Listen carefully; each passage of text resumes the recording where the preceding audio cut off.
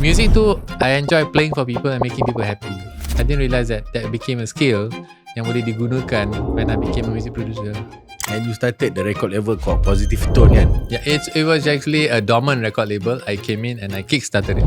Brands like OAG, betul, Poetic Ammo, Too Phat, Innuendo, Rafage. But there are also many artists that didn't sell that well, tapi we're still proud of them. So from record label to TV station punya CEO, what made you say yes to Media Prima? I had a call from a guy called Abdul Rahman Ahmad. We are looking at starting a new TV station. What do you feel about making the TV station macam Positive Tone? So I masuk lah. When you look back at the industry today, right, the music, TV, film kan, are you proud of where we are today?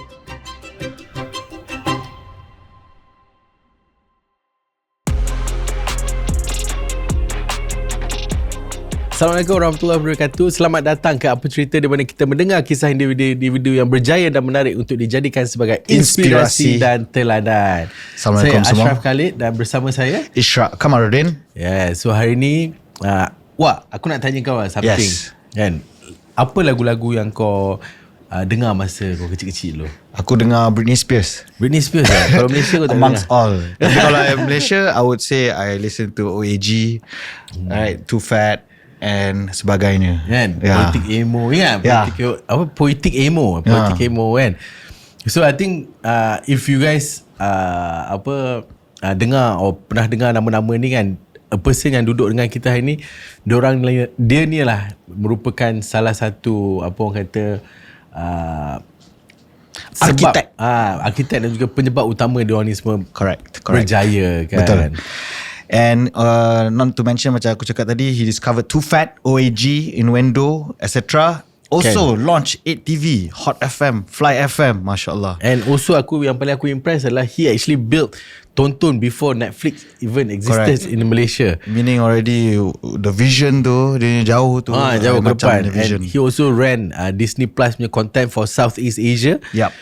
And now he's back building something new. Yes. And our guest today adalah Datuk Ahmad Izham Omar. Datuk, welcome to Apa Cerita. Waalaikumsalam. Thank you very much for having me. Yes. Thank you for being here. Yeah. And I pun tadi baru tengok all the list things that you have done, and I think He got overwhelmed. Yeah, and benda yang sangat close to me juga, because these are the things that I consume growing up. You know, the things that you did. Yeah, thank you very much. Terima kasih. Thanks for all the support. Yeah, so and thank you ada for dapat being here. This is actually a long overdue, Datuk, because kita actually had a very short session dengan Datuk during Podfest last year, and memang when we interviewed that very very short time, it wasn't enough. Memang tak cukup. Okay. So it's such a pleasure to have Datuk today here, that we can kita keep you here. Kita punya home turf lah. Kita tak boleh bagi dia balik selagi tak habis. Pleasure is mine, man. yeah. Alright, so Datuk, I want to bring it back to the start, to the very beginning lah. Sekolah Menengah Sains Selangor. Okay, that's alright. Actually, science stream kan. Yeah. And of course, parents mesti expect something specific from you kan. What do they actually want you to become? Okay, my parents ni lain sikit lah. Diorang semua entrepreneur, usahawan kan. So jadi dia tak expect I buat apa-apa. Cuma expect I to be to do the best that I can lah. Tapi I did not think they expect me at all to say that I want to study music. Itu dia tak expect lah. Berklee pula kan. Berklee, I pun tak sangka, because I got into Berklee pun I didn't know it existed. Sampai I jumpa lepas SPM tu, I bump into I nampak Idris School of Music dekat Uptown. Oh. Right. Dekat sekarang ni I think Banana Bro. I think so lah. So I went in there, I said, dia tu ajar jazz music, learn to play jazz piano. Baru SPM learn to play jazz piano. Alright, masuklah. So masuk sekali tengah jam datanglah satu cikgu ni, I'll give you a free trial. Okay, by the way, my name is Helen Yap. Terperanjat. I wanted to fall off the chair masa tu. Sebab Helen Yap masa tu I know her as a ranger of antara Anyer dan Jakarta. So she's like, oh my god, my jaw fell lah. So kita jam dia kata, Izham, you should go to Berklee. Berklee? She's the one that dia kata. So before that I was thinking I had a scholarship offer lah, nak buat either law or international relations or economics. Kan nak fikir-fikir nak ambil ke tak. Dia kata you should do music. Saya, kalau Helen Yap suruh buat music, aku buat music lah bro kan. So I kata Berklee. So I was thinking sunshine California. Ingatkan UC Berklee kan. And then research Berklee kat Boston, gila sejuk kan. Tapi tak apalah, okay lah. Then I told my parents. How did that conversation go? My mother thought I was going to go to the JPA thing and get the scholarship. So dia tunggulah. Saya cakap, okay, balik rumah. Okay, Izham, what do you do? How did they interview you? I cakap, Mak, Izham tanya dia ada tak beasiswa untuk muzik? Dia kata apa? Dia kata, Masya Allah, budak ni. Saya cakap, tak apa, kau ambil international relation atau economic boleh tak? Saya cakap, tak apalah bang, saya forgot what he call it. Tak apalah, saya nak cubalah sebab Helen Yap suruh saya buat muzik ni. Helen Yap siapa? Simple as that. So I never mind. So I told my parents, they were in front of me. Dan masa tu dia duduk atas kursi, I was standing and I was telling them, Izham nak belajar muzik. Kat mana? Helen Yap kata kat Berklee. Helen Yap siapa?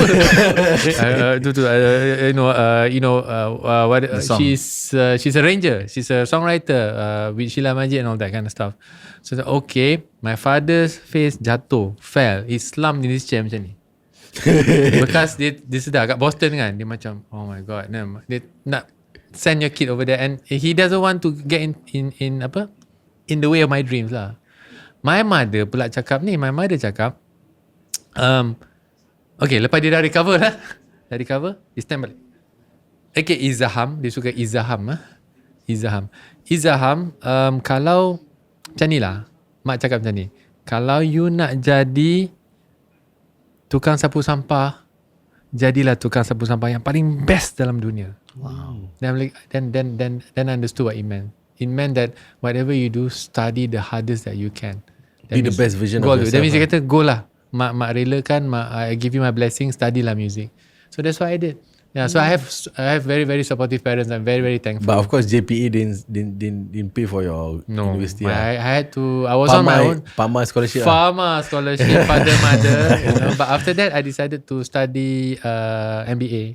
Masters dekat Boston juga. And then I got a Mara loan. Thank you, Alhamdulillah Mara.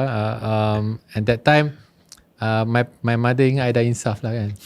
Dah insaf budak aku. Tapi sebenarnya my plan was, because masa tengah study music tu, I realised I love producing. Masa tengah belajar production, I was in music production and engineering punya course, I realised that I love baca Billboard magazine. And I love to tengok bila dia release artis ni, kenapa dia release ni, apa plan dia. Then I realised I really love being a record executive. Then I started studying Tommy Mottola, Berry Gordy from Motown. Then I realised I really love the business of it.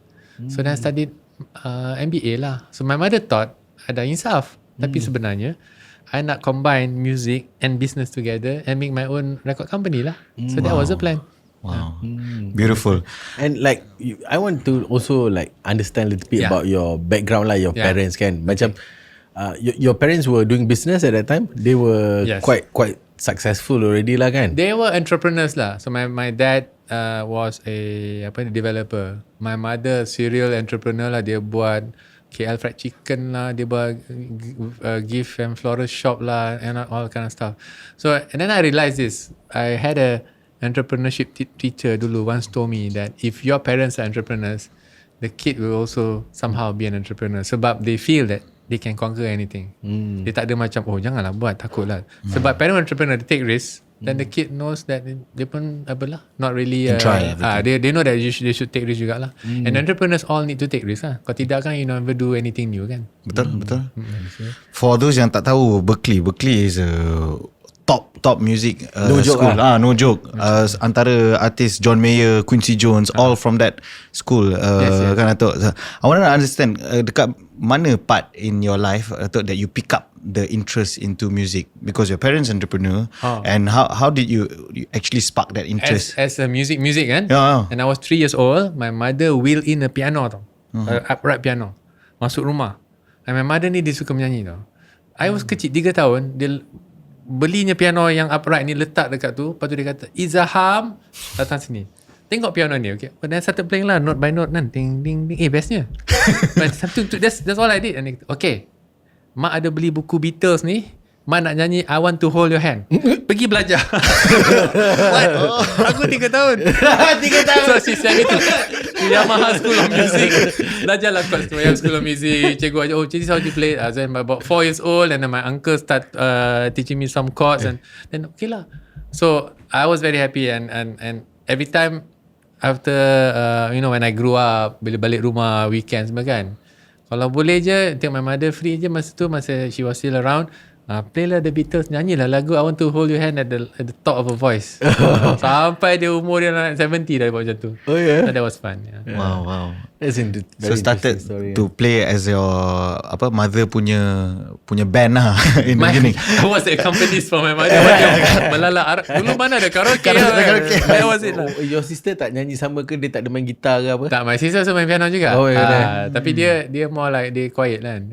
So I was the one designated main piano masa raya tau. That's how I don't know, bad or good lah. Sebab kadang-kadang kena main sampai 1 jam ke. Tapi cuma bila main tu tak payahlah kemas kan.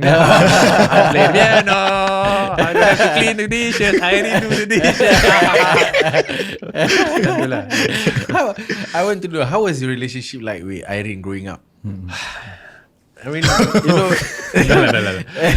she's very sweet, tapi she's very firm. She's 4 years younger than me. 4 years younger? She acts like she's 4 years older than me. Wow. Bang main masak-masak now.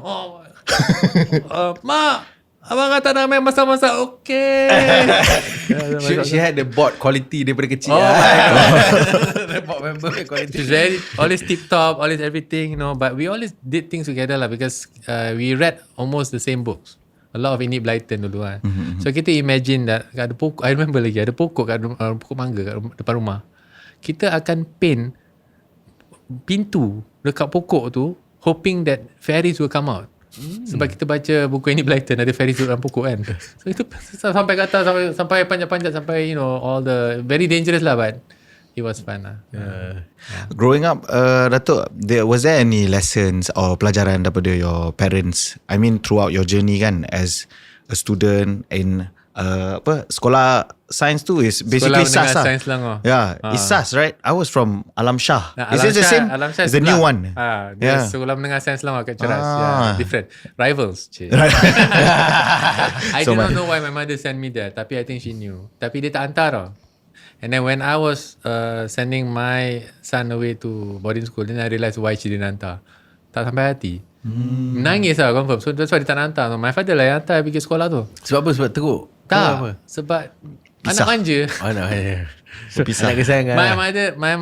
My father is a star from Star kan. So dia Star Rubah lah, old boys. He wanted me to send me to Star. My mother kata no. Dia kata Izham kena duduk dekat KL. So cari sekolah menengah. Dapat. When I got the offer for sekolah menengah sains Selangor, my mother was very, very happy lah. And she thought I needed it because I was too manja as a kid. You needed a bit of discipline, is it? Not? At the same time, she told the cikgu kat sekolah tu, setiap minggu Izham kena balik. Wow. boleh. Kenapa? I thought because she miss me tau.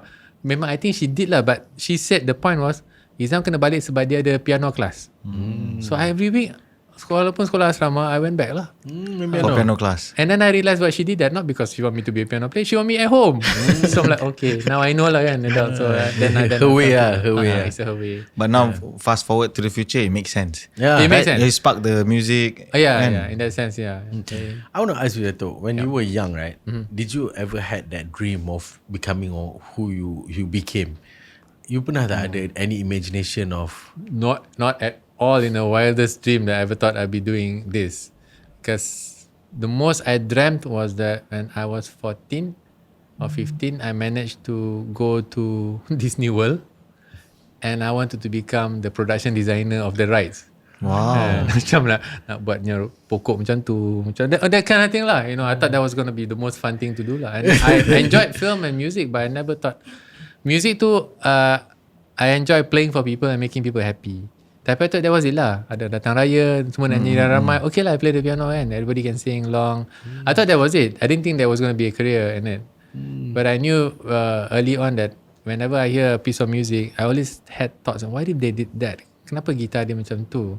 And I thought it was just me lah kan. I didn't realise that became a skill yang boleh digunakan when I became a music producer lah.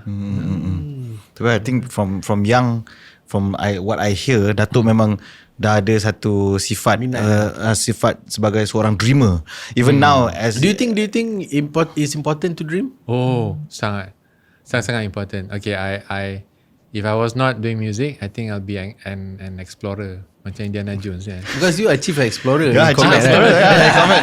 Exactly. So nanti kalau nak bagi aku apa kan, my own company, yeah, chief explorer lah. Exploring the world. I love to be a tour guide macam tu. So tell people this is how you explore the city. You pergi sini sana. And I love to go explore myself lah, masuk jungle mana kan. That's my dream. Tapi same lah, exploring in business, exploring in creativity pun boleh juga. So having dream for you is important lah.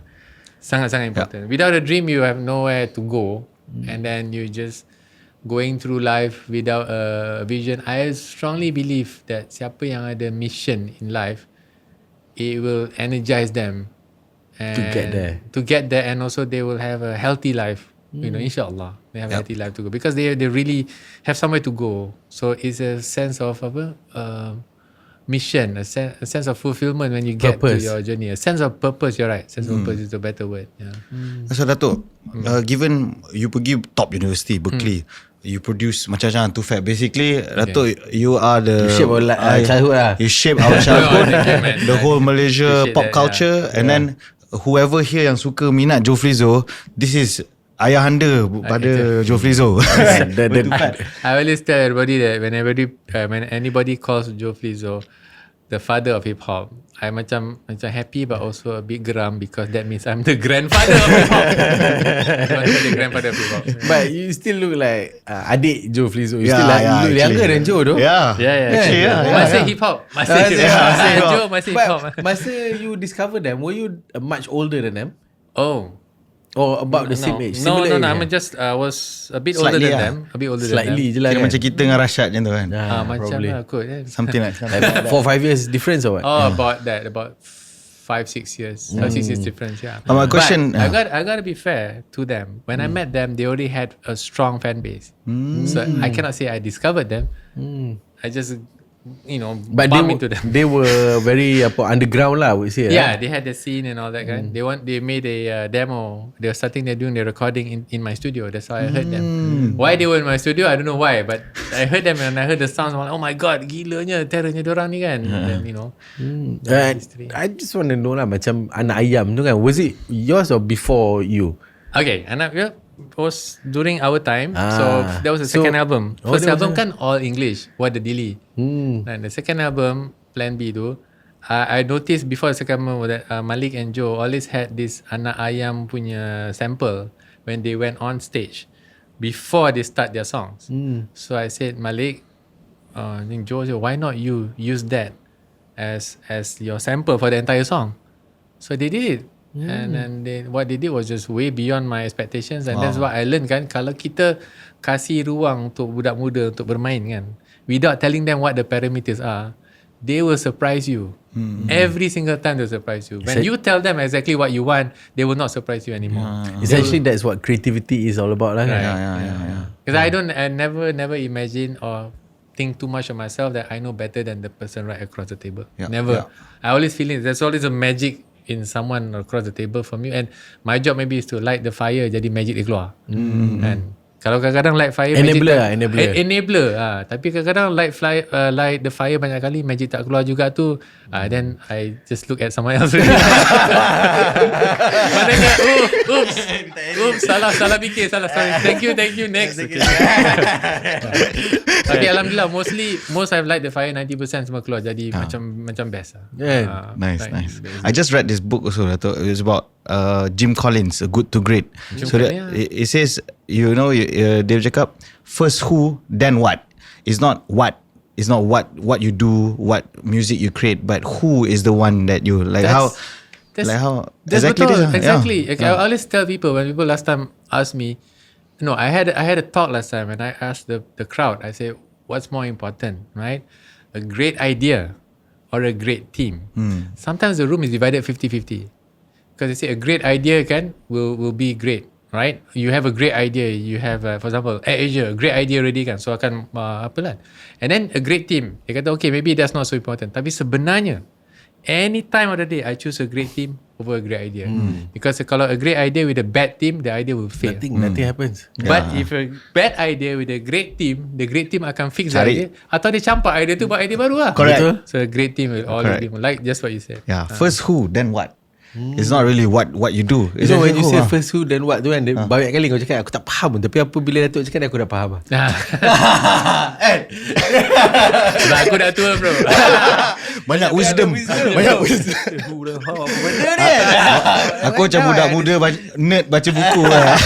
Using big words. In implementation lah kan. Yeah. That's good. Okay, And Datuk, I want to bring us back to like a long time By the way, ago, I find it funny that you call me Datuk because nobody does. Oh yeah? Yeah. Then people call you what? Ada Bro. Izham, bro, boss, whatever lah. Boss. But it's okay. So kita kena panggil whatever's boss lah. comfortable with you guys. No We're problem. comfortable with boss. Maybe you should hire us first. Actually call you what? Tak nak aku nak. I see my staff, they are laughing away. Hey, Chawi. Because at office, I charge people 50 ringgit every time they call me that D word. Je. Oh really? Serious Oh why? Because I don't like it. It makes me sound like a sleazy uncle. Oh, I think bro Maybe lah. not. Right? Kita panggil bro lah. Yeah. Sebab boleh. you do look very young thank and like you know. Tak rasa pun macam you dah tua. In fact, Tak rasa dah tua kan? You have to put the tua in the sentence. Okay, tak betul. Boleh. Tapi bila tengok anak you, I said, oh actually the math doesn't math kan. The math ain't mathing. Okay, now we want to bring it back to 1994. Back when I was just Oh my God. 2 years old. You came back. I was just born. You came back from US already at that time. Yeah. 24 years old. And you started the record label called Positive Tone kan? Yeah, it was actually a dormant record label. I came in and I kickstarted it. It was already around. Oh. But the original founders after they Didn't do released a much, couple of albums, they stopped one album lah, and then they stopped it. Then for a did you while. buy over? Or? No, I just went in and I became the used my CEO? MBA, turn it around, target positioning, market positioning, muscle, and the fact that, and then I realized that I hit on something that I love, which is my own brand of independent new progressive music. Then I turn it into a business plan and whoop, off we go. Yeah. And the name pun quite cool kan? Yeah, Positive Because the Tone. name was a shelf company. A shelf? A shelf company, like you want to buy a name, you just the company's ready on the Yeah, shelf. yeah. So you go to the Costac or something.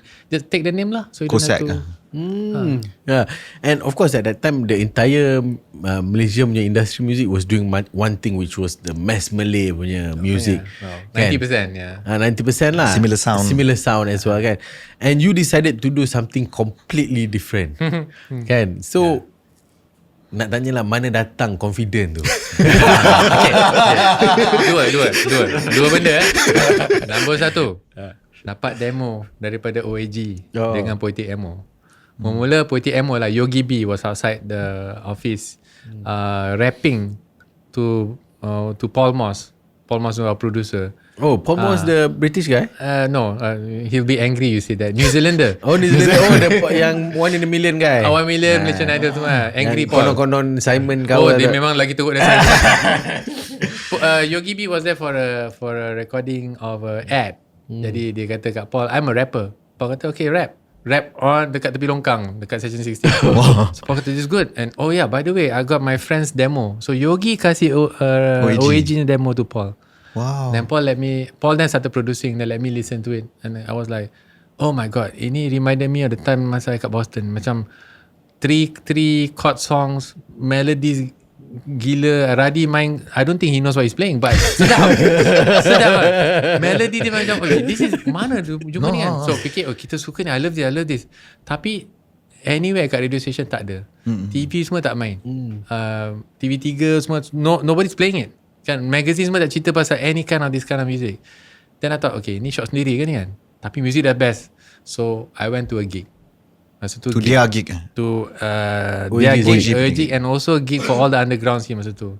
Well, at that time man, those gigs were power packed, sweating bodies, people spitting from the stage. It was crazy. Why people spit? I don't know. I'm too far away. For hygienic reasons. Tapi macam, oh gila lah. Macam kenapa the whole place is bouncing, right? Tapi nobody is making this album. So tutup mata lah. Kata going back, I said, Paul, you're on the right track. We got to do this. We got to release OAG and Poetic Ammo. We got to release and see what happens. So Paul said, okay, let's do it. So he produced OAG and Poetic Ammo, and I put together the plan. I got involved lah. Sometimes main keyboards ke just for fun kan. At the same time, then I started working with a group called Innuendo on the side. Kan? So I did take OAG album too. I did take it everywhere to try and get it to be distributed by. And at that time, OAG was doing English, is it? All English. All English. Okay. What was a song macam 60s TV? All that was in that album? In that demo and into an album lah. CCTV is the biggest hit kan? Yeah. I really love OAG. Yeah. I ingat yang macam selama yang Yeah, that's the album that one. So I went to all the record labels nak tolong sebab kita masa zaman belum ada Spotify. You nak beli music, you beli kaset dengan CD dekat kedai kaset. Yeah. So I need the vans to bring them to the place. Distribute Tapi I don't have vans. So kenalah cari Warner, BMG, apa semua. EMI. So I went to all of them. All of them kata no. tak suka the music. So dia kata ini apa ni alternatif. Zaman tu bukan indie alternatif. Lepas tu budak-budak 16 year old, lepas tu majmuk Melayu, Cina, satu Sarawak punya budak kan, main nyanyi lagu English and said this cannot sell Izham. So I was thinking, wah, this is memang betul lah cakap kot, maybe, I don't know. So I went to everybody lah, including some famous people who now are in aviation. So I was just about to ask, you know, half but Tony didn't Not bite. Tony, he was his A&R.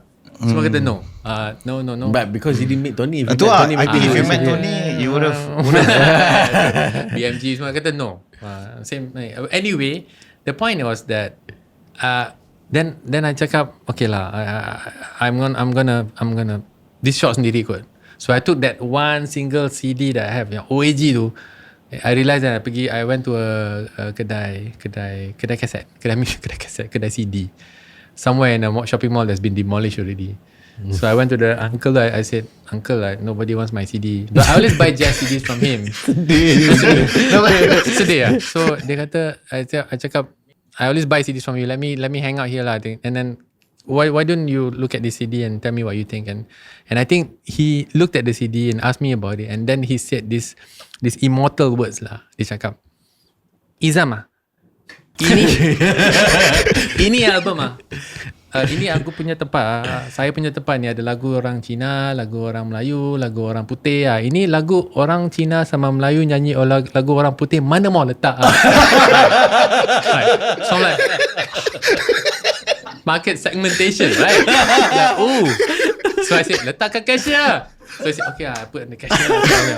So and I said, never mind lah. So I just walked to the back of the shop. And then 10 minutes later, I kid you not, a 12-year-old kid came running in. Kata, Uncle, ada itu OAG ya? OAG ada ke? The uncle was like, what? The thing is just on my thing for 10 minutes. Some kid asking me. So he looked at me dekat belakang. I was like, jual lah bro. Okay. Boleh. Uncle, ini saya dah baru punya. Wah, baru punya. And then the uncle said, berapa you mau? No, the kid said, berapa uncle? So uncle sold him the CD, right? Tell him $40. Dulu CD mahal. RM40. Tapi untuk you RM30 lah. So he gave a discount without asking me lah. What was the initial retail price? Usually at that time the CDs were 40. But usually local CDs were about 35. But he sold it at 30. Then the kid took out lah three $10 bills kasih dia, running out of the shop. Oh my god, OAG. What are the odds? I'm like, uncle, and then You didn't pay the boy, right? No, wait. And then uncle came to me. Aku tu uncle said, "Oi, how good? Ada demand. Uncle said, ada demand, betul. Macam mana kita buat deal? Tak apa, saya ambil 30%. Dia he took 30%. He took $9. And then give me 21, and I made my first OAG first sale ever. Wow. Yeah, but I went out of the shop. and I took the CD back from my brother. Betul lah. Creating fake demand. Really? Sebab zaman tu orang kalau nak store CD, they have to store what you call on cash basis. No consignment. Malas nak kira balik no consignment. So cash basis, if you're no demand for your album, nobody's gonna store it for you kan. Because you have to buy they have to outright. buy. So I said then the orders will come in lah. So my 12-year-old brother kesian, nama dia Ikram. So until today, I think and then we went back home in my Bitara, and I had to take money from him lagi for gas, RM2. Until today I haven't paid him back. So, banyak dia sacrifice untuk abang. But the point was after that kan, the point was the industry is saying that kalau kau tak ikut kita punya rule, dan kita tak akan boleh tolong.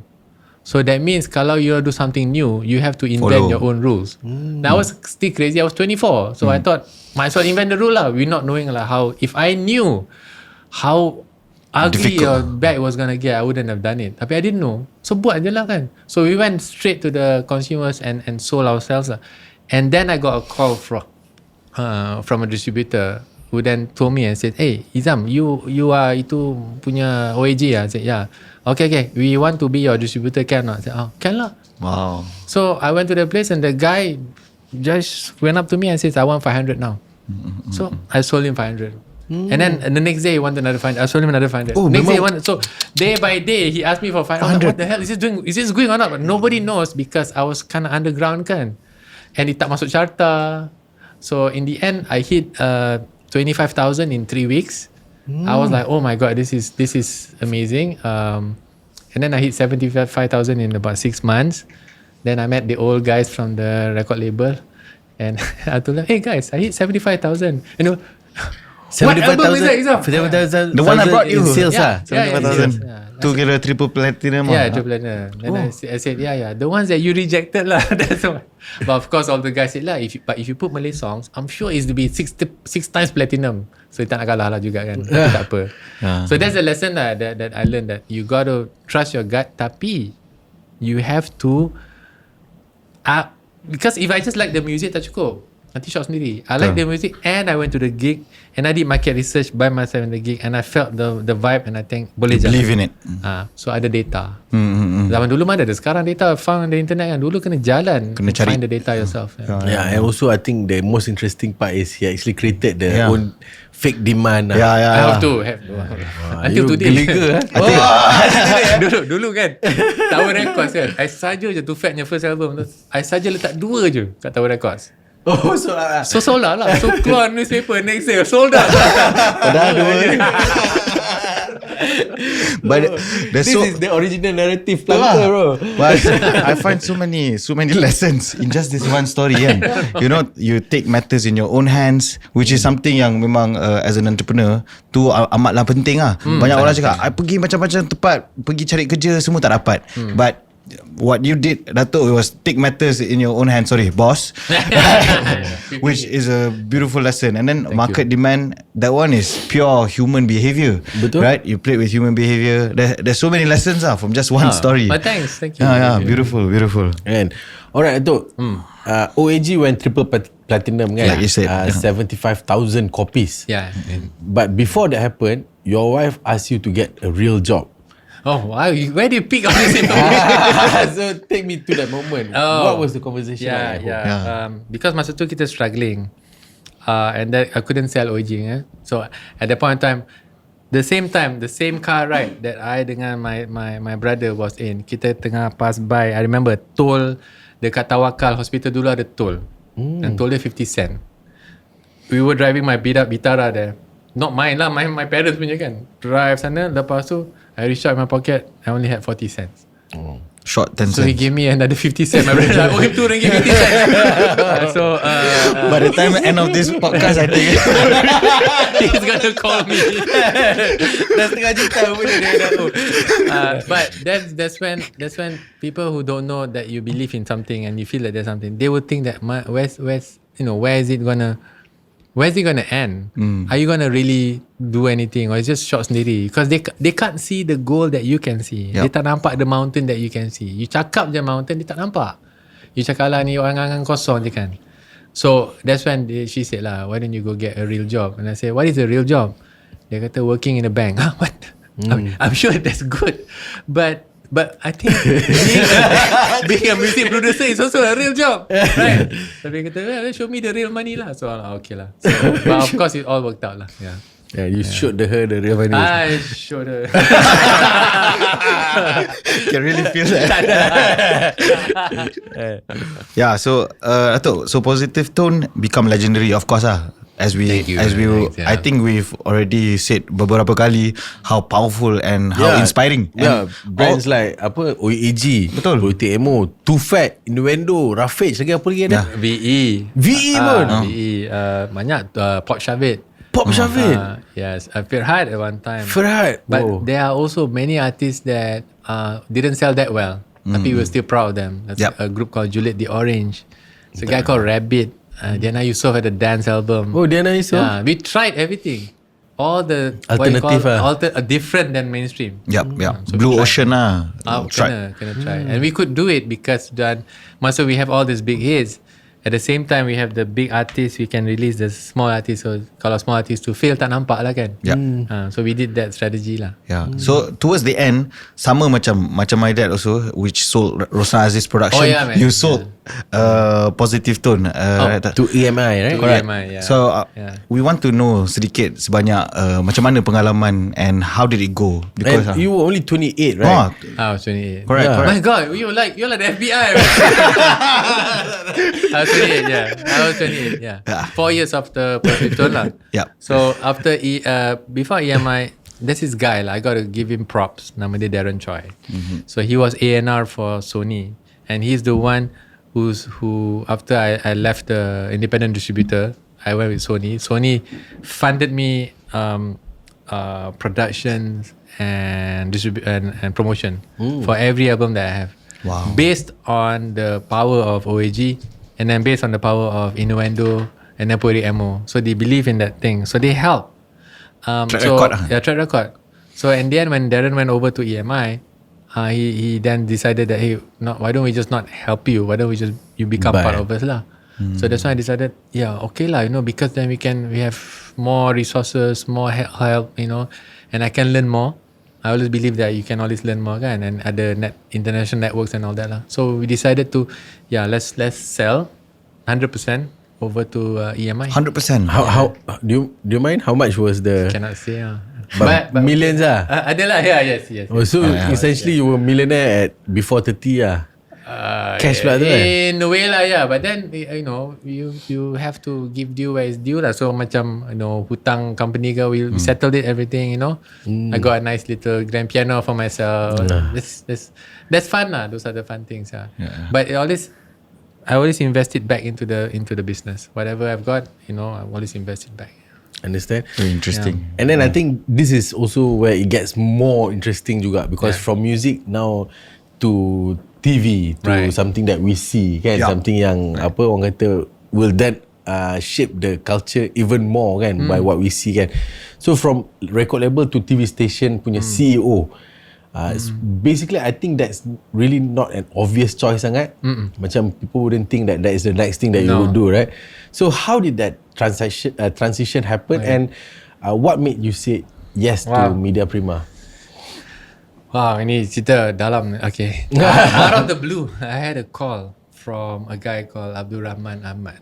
Now he's of course Datuk Abdul Rahman Ahmad. But that time it was Abdul Rahman Ahmad lah. I said, siapa Ahmad ni kan? Dan selalunya, and I know he was a corporate type. And I know corporate types, there's two things they want lah usually. Free CDs or they want to date the artist. So then I look at his pictures, he doesn't look like one. He doesn't look like a sleazy guy. He's just be okay lah, and I realized he was my age masa tu. He's my age, very young guy masa tu. Wow. So and then I realized Abdul Rahman Ahmad, he was the CEO of he was a group managing director, CEO of MRCB. So he was the GMD, CEO, MRCB. So my first comment was, oh my God, he's got 40% of the alphabet. Musicians are snarky. Musicians are very snarky, right? So, what does he want now? Okay, Mr. Over 40% of effort. Okay, so I brought my CDs. Masa tu I was also in charge of EMI, local artists. So I brought my Innuendo CDs because I know he liked them. Then I also brought, Sharif Aini in case for Ella, and then KRU support, brought everything lah. So I went to a meeting with him and I met him. Now that's the thing. Dia minta meeting dia pukul 8 pagi. Can anybody knows? Nobody in the music industry wakes up at 8 a.m. in the morning. What is this meeting? Right? We don't go to sleep before. We don't know what before 10 looks like. You tak tidur lagi. That's main subuh dulu. And then anyway. So pergi sampai 8 pagi dekat Crown Princess. Itu yang Kelakar tu when I sold Positive Tone to EMI, we were on top of a hotel, Ritz-Carlton bilik. And then so on top of Crown Princess, another on top of the hotel. I don't know what's up with the hotel business. But we were there was a restaurant on top kan. So dia datang dengan sekarang nama dulu dia Syaril Rizwan, sekarang Tan Sri Syaril Rizwan. Two of them were considered what you call, they call him the Turks of the business corporate world dulu. My father-in-law, my father masa tu kata, do you know who they are? I don't know. The Tan Sri Yaakob put them there. No, it's like amazing. They do really great job. Wow, really. What do they want with me? You need to bring more CDs. Okay. Anyway, so I brought my CDs.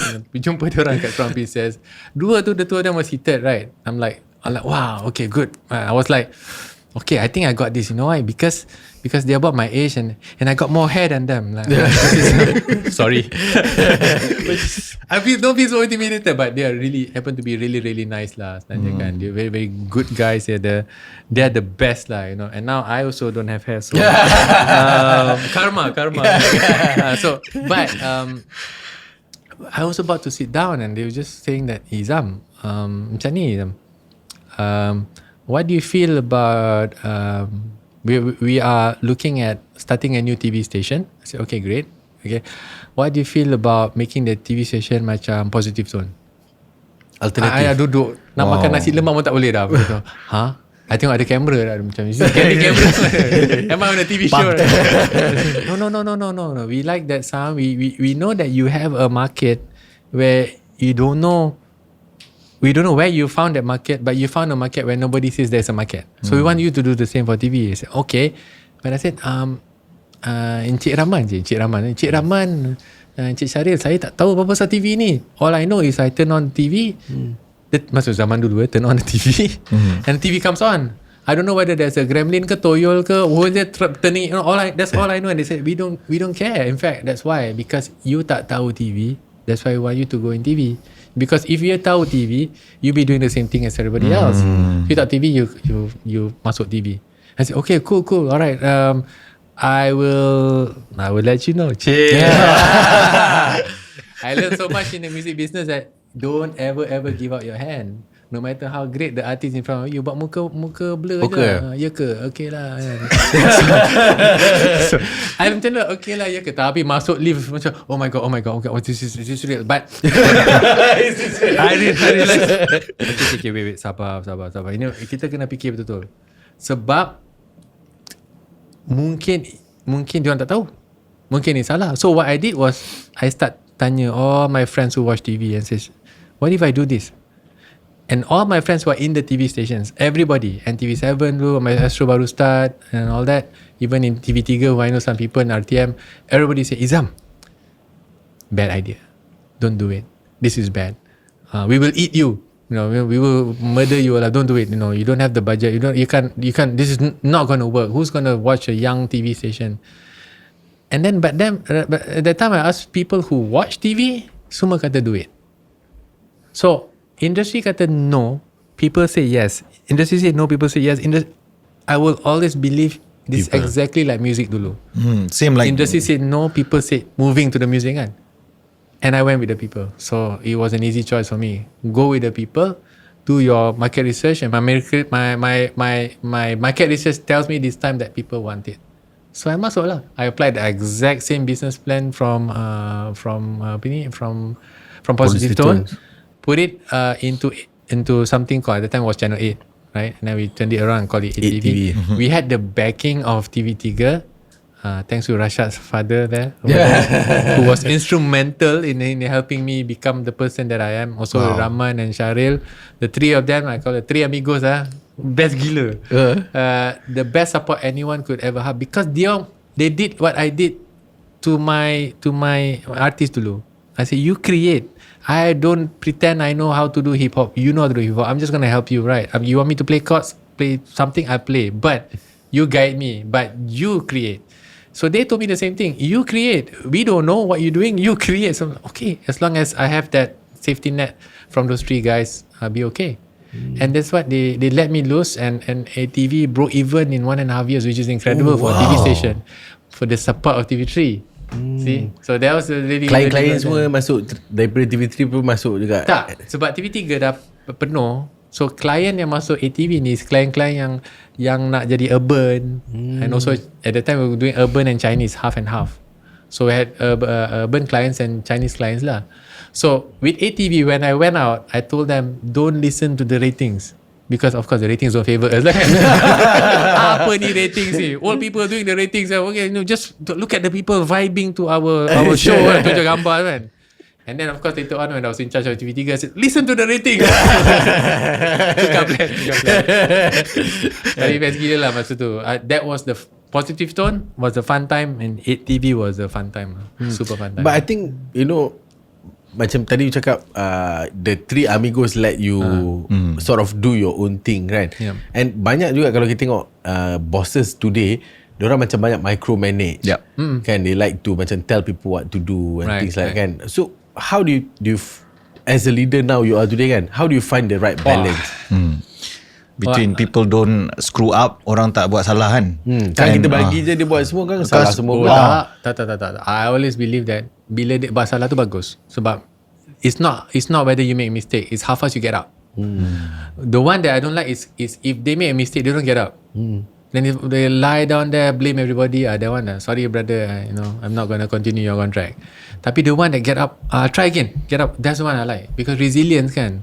So I always think that when an employee gets a really good idea, the best thing a boss should do is to get out of the way. Just don't claim, don't try to say that, it's my idea too. Tak payah, you are bigger than that, right? So if they get a great idea, just support them all the way, because then you yourself can become a higher boss to the higher things, to do things that you never thought possible before, because you got people who doing what you can do. So I always believe that as a boss, I always try to make myself as redundant as fast as possible. Itu yang banyak bos takut. Tapi I love it. That means I'm delegating. Don't need to control lah. But I always tell them, find the right people also lah kan. Find the it's most important. Press more. Most people say that you need to get the what you call it? You need to get the right. You need to get employees are most important, right? That's the standard things. Employees are HR always say employees are our most important asset. Silap. No. The right employees are most important asset. Because kalau you got the wrong employee, satu tengah kayu satu sebelah the other way, then the boat will go in circles lah, because someone is going the other way kan. And it's hard to carry out the person. Labor laws, HR contract. How do you, so you my interview process lama. I don't want to get anybody just into the company. Lama sampai they vibe dengan tu. And then how do you feel about your how are you as a human being? That's most important. Sometimes I get zaman dulu I had a assistant. I make her drop her pen on the floor right in front of the guy, and then go see whether the guy pick it up or not, to see whether he's a human being or not. 80% never pick up. Because you're too busy trying to talk to me. But the 20% picked up, that's one. Manusia ni kan? And that one you can't teach, right? And that means he will help his he will help you, he will help his co-workers, he will help the people, he will help the consumers, and that's what you need lah. So that's why I said, let's just get out of the way. There were actually more than 3 amigos. There were so many people in the industry, in the Prima, that helped me out lah. So I got to thank all of them, all the bosses dulu semua tu. Datuk Amrin, Datuk Anthony Bujang.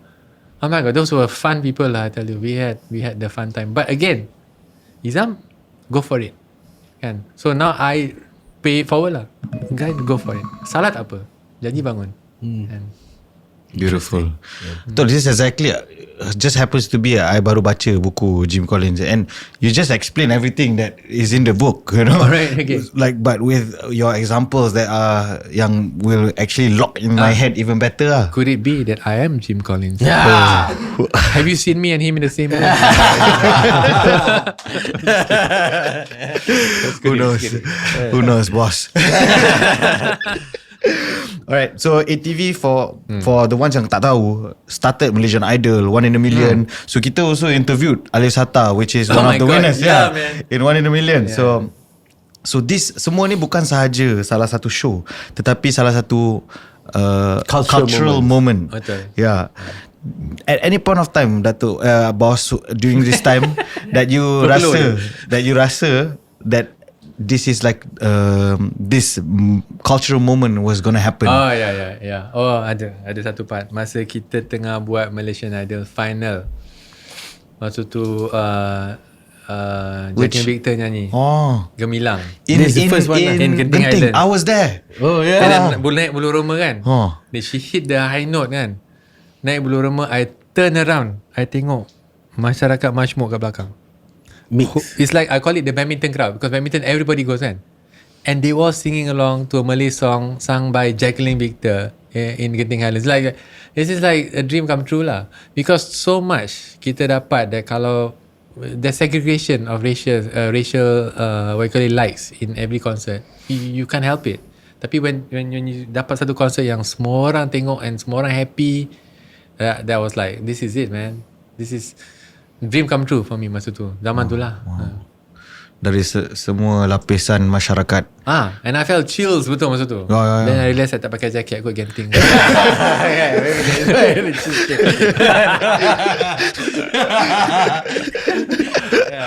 You know, if you were not a TV producer or music producer apa semua, I think you could be a good comedian also. That's true. That's what my staff says. That jokes galore. I think you know how to punchline very well. Yeah, true. Punchline. Thank you very understand much. the methodology lah. Correct. Mesti bawa punchline je. Okay. Alright. Thank So you. masa you buat 8TV tu, at the same time you also had a label under Media Prima, which was Monkey Bone kan.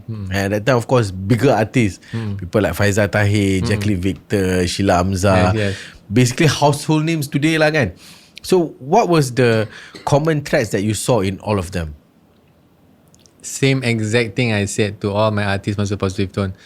Go forth, young man and young woman, and do what you want, and just come to the studio and check it out. Right. Kadang-kadang I get involved in the arrangement and production of the song, but it's all the artists, and let them be free. Yeah, but what do you think are the things yang buat Sama yang something that bagi is diorang ni jadi successful? betul. The Sesuatu key, benda yang sama kan, that you see dalam I think semua. lain daripada yang lain. For me lah, my personal feeling is the lain daripada lain, and the focus on quality. Yelah, masa your dad did RIP, the focus on quality. Some corporate suits we kata this is too much. Yep. Too much focus, where's the ROI? Tapi sebenarnya is a long term game.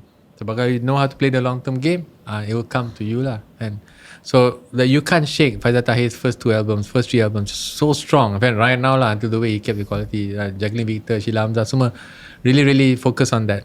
Kita focus on that saja. Itu yang penting. Quality and of course something new, a little bit different. Jangan sama. Yang masa Faizal Tahir buka baju tu, were you the CEO? I was there. Were you the one who asked him to buka baju? No, I think it was you. Huh? No, it wasn't. I was next to masa tu my head of content, Irene Zainul, was next to me. We were at the ATV 4th anniversary dekat Wang Utama. Yeah, Wang Utama. Dekat luar tu. I did not know he was gonna do that. Oh. I langsung tak tahu. But that is pretty alternative lah. Very. I went backstage, I told him, Faizal, you know I got to scold you in public now, right? I mean, this is rock and roll, right? But I got to scold you in public. Then I told him that, tapi sebenarnya kan, your only sin kan, Faizal, like, kenapa you tak work out? You had a flabby tummy, man. What is this, man? Apa ni? Kalau you pun kasih lah six pack kan. Tapi tak apalah. In the end, he got fined. We got fined. Oh, really? He had to do community work. But then he became a big superstar after that. So Because go of that. figure. You know. Long term. But those are cultural moments that we remember as a young man kan. So I thought he did the right thing. Kalau tak, I tak ingat pun kan. I thought I was going to end up in jail though. Okay. Oh yeah? It was that bad? It was because the newspapers wrote up about it. They put in the center spread, and that's all they focus on. Of course, everybody knew ATV lagi lah lepas tu kan. Tapi they all focus on was his bare chested, and the last time he took out his belt. Macam, he wasn't going to take out his pants lah. I know him. Well, he was high in the moment lah. Yeah. I was just rock and roll lah. Rock and roll. And at that time, his songs were really Rock and popular roll lah. lah. Lagu-lagu power lah. It was good. Yeah, it was really good. Yeah. Datuk, I just wanted to just nak tekankan lah. Okay. Sorry, I'm a big fan of Jim Collins sekarang because I just read the book. Tapi you know Datuk, I just wanted to highlight yang you have yang this Jim Collins dia cakap they research so many great companies, not just good. Good is the enemy of great. Tapi great companies, and semua great companies ni has level 5 leadership, which Datuk, actually you exemplify all this because they put all these big people lah, Faizal Tahir, Jacqueline Victor. Memang that's what they say, level 5 leadership. You put all your great people all in front. Tapi Datuk, you are at the back, you know, actually doing it. So I just wanted to highlight that. Oh, thanks. Yeah. I'm very shy. And semua big names, not just from Daripada start kerja dia 24 all the way sampai 33. Tak habis lagi bro, banyak lagi. Still a long way. Sambungan lagi kan sampai until today. Tak, okay, tadi kau dah cerita dah. Kita dah cerita pasal music. Lepas tu kita dah cerita pasal buat TV. Sekarang kau nak cerita pasal buat radio pun boleh cerita. Okay, that's the next thing that I want to talk about. Moving next, which is you launch Hot FM.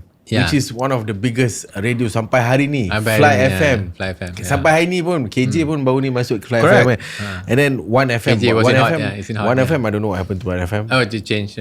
But it's a Chinese radio station, 1FM. Oh, Chinese. Okay, that's why. Now they become ATV radio station. But no, but it's still around. It's still there around, yeah. Oh, wow. So you were literally programming what Malaysian was listening to lah on their way to work every morning kan. So yeah, how did that feel? Well, first thing, I did not expect to do radio. Because I was like ghosting around the TV. TV terror, aku terror. So, okay. And then sekali, Mr. 40% of the alphabet call me up. Say, bro, why don't you open a radio station? We'll start a radio station.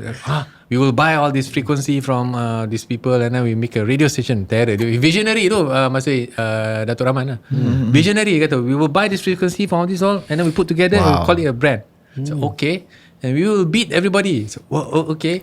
so I went to see my friends in radio. I went to go to the Astro radio station masa tu kan. I said, what do you think if I start up a radio station? And dia kata, what do you know? You're a TV guy. Sama juga. When I want to start TV, I said, what do you know? You're a music guy kan? So you know you're a TV guy. I said, okay. You will now survive. We are very powerful. We will kill you. Same story. I went to the people. People say, you need an alternative. Do it. Okay. Industry. People. And remember, industry will always be 6 months behind people. Industry is always too slow. It's always too nimble. By the time you get your research to the industry, that's 6 months too late kan. So people will always win. So senang lah jawapannya. So started up, I got my star striker, Silan Paul. Masa tu he was era, right? He was an era announcer. Yeah, under Kutsia. And then he was looking for something to do. And then he joined us. And he helped, and together we shaped up, and he helped me drive it forward. And again, I let him loose. And I actually remember when Hot baru start. Sebab Hot was a new radio. And I think one of the first one were Farah and Faizal, right? Yeah. Correct. FBI and FBI. So masa Farah baru-baru naik, and I think you guys took her from era, right? Yeah, something like that lah. If I'm not mistaken, I ingat sebab dulu I follow Farah. I'm a friend and also I follow her radio punya ni lah kan. So Farah datang sini. Farah Fauzana. So she's great. Yeah, she's great. And I remember dia masa tu kat era and she was doing well already. And then tiba-tiba masuk like a new alternative club which is Hot FM, and at that time kau orang tahu sangat it's going to be big, tapi at the same time masa you guys keluar tu awal it was already cool lah. Boom, under 35 terus number 1 masa tu. Yeah. Wow. It was great. Yeah, and I was one of the listeners, so you got Thank you. So that was a great time. And then then Silen created his own culture and his own team under Media Prima masa tu lah. So but I let them run lah. So that was fun. Yeah. Until today these radios are still very very very relevant kan. Yeah. So how do you feel now looking at things yang you create, apa semua masih ada? Of course ada yang nak mati macam ATV dah tak ada. Ada. Tapi it's all Chinese. Chinese, okay. Which makes a lot of money also lah. Oh, is it? Yeah. Because I find macam semua best masih lah. ada.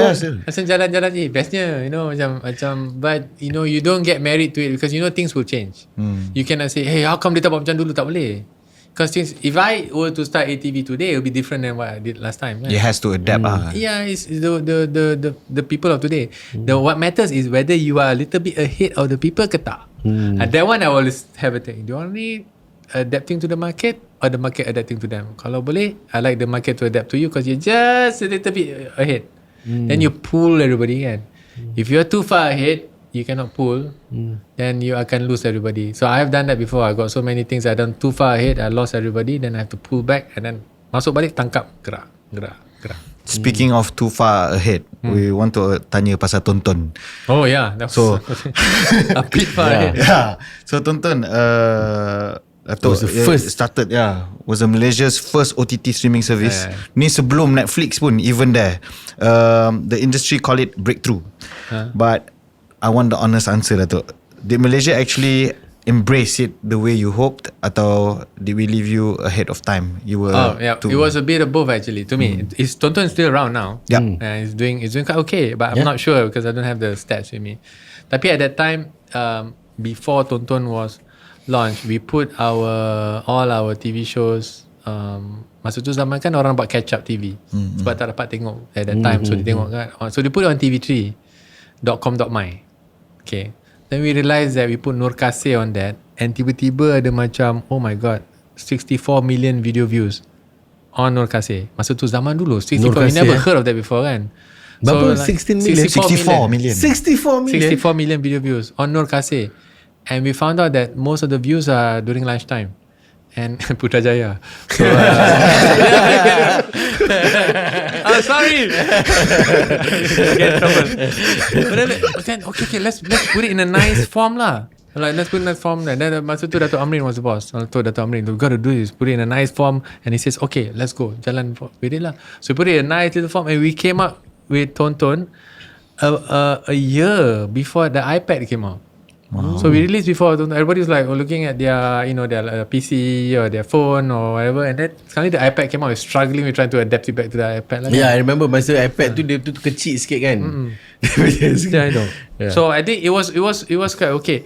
So at that time it was meant as a catch up TV. So meaning that whatever you miss on TV, whatever you miss on TV, you go there, and then the advertising on TV also go on to that thing lah. It was the most rudimentary version of sales right now as you think of it lah. But it worked. It helped fund the thing, and it worked for some time. And then of course by that time the Media Prima restructured itself, and Tonton went into a digital punya division lah. So that's when I moved into TV proper, where I did all the 4 TV stations. Before that I was only doing ATV. Lepas tu baru Media Prima. And then when they moved that to digital, then I went to this part and I did ATV, TV3, TV9 and TV7. Then Tonton went few things. They did subscription, they did non-subscription, they did premium, so it went on and on. But you're right, it could be ahead of his time. But now it's I guess it's doing its purpose now lah. Yeah, I think, but that's the thing about being a visionary sometimes, right?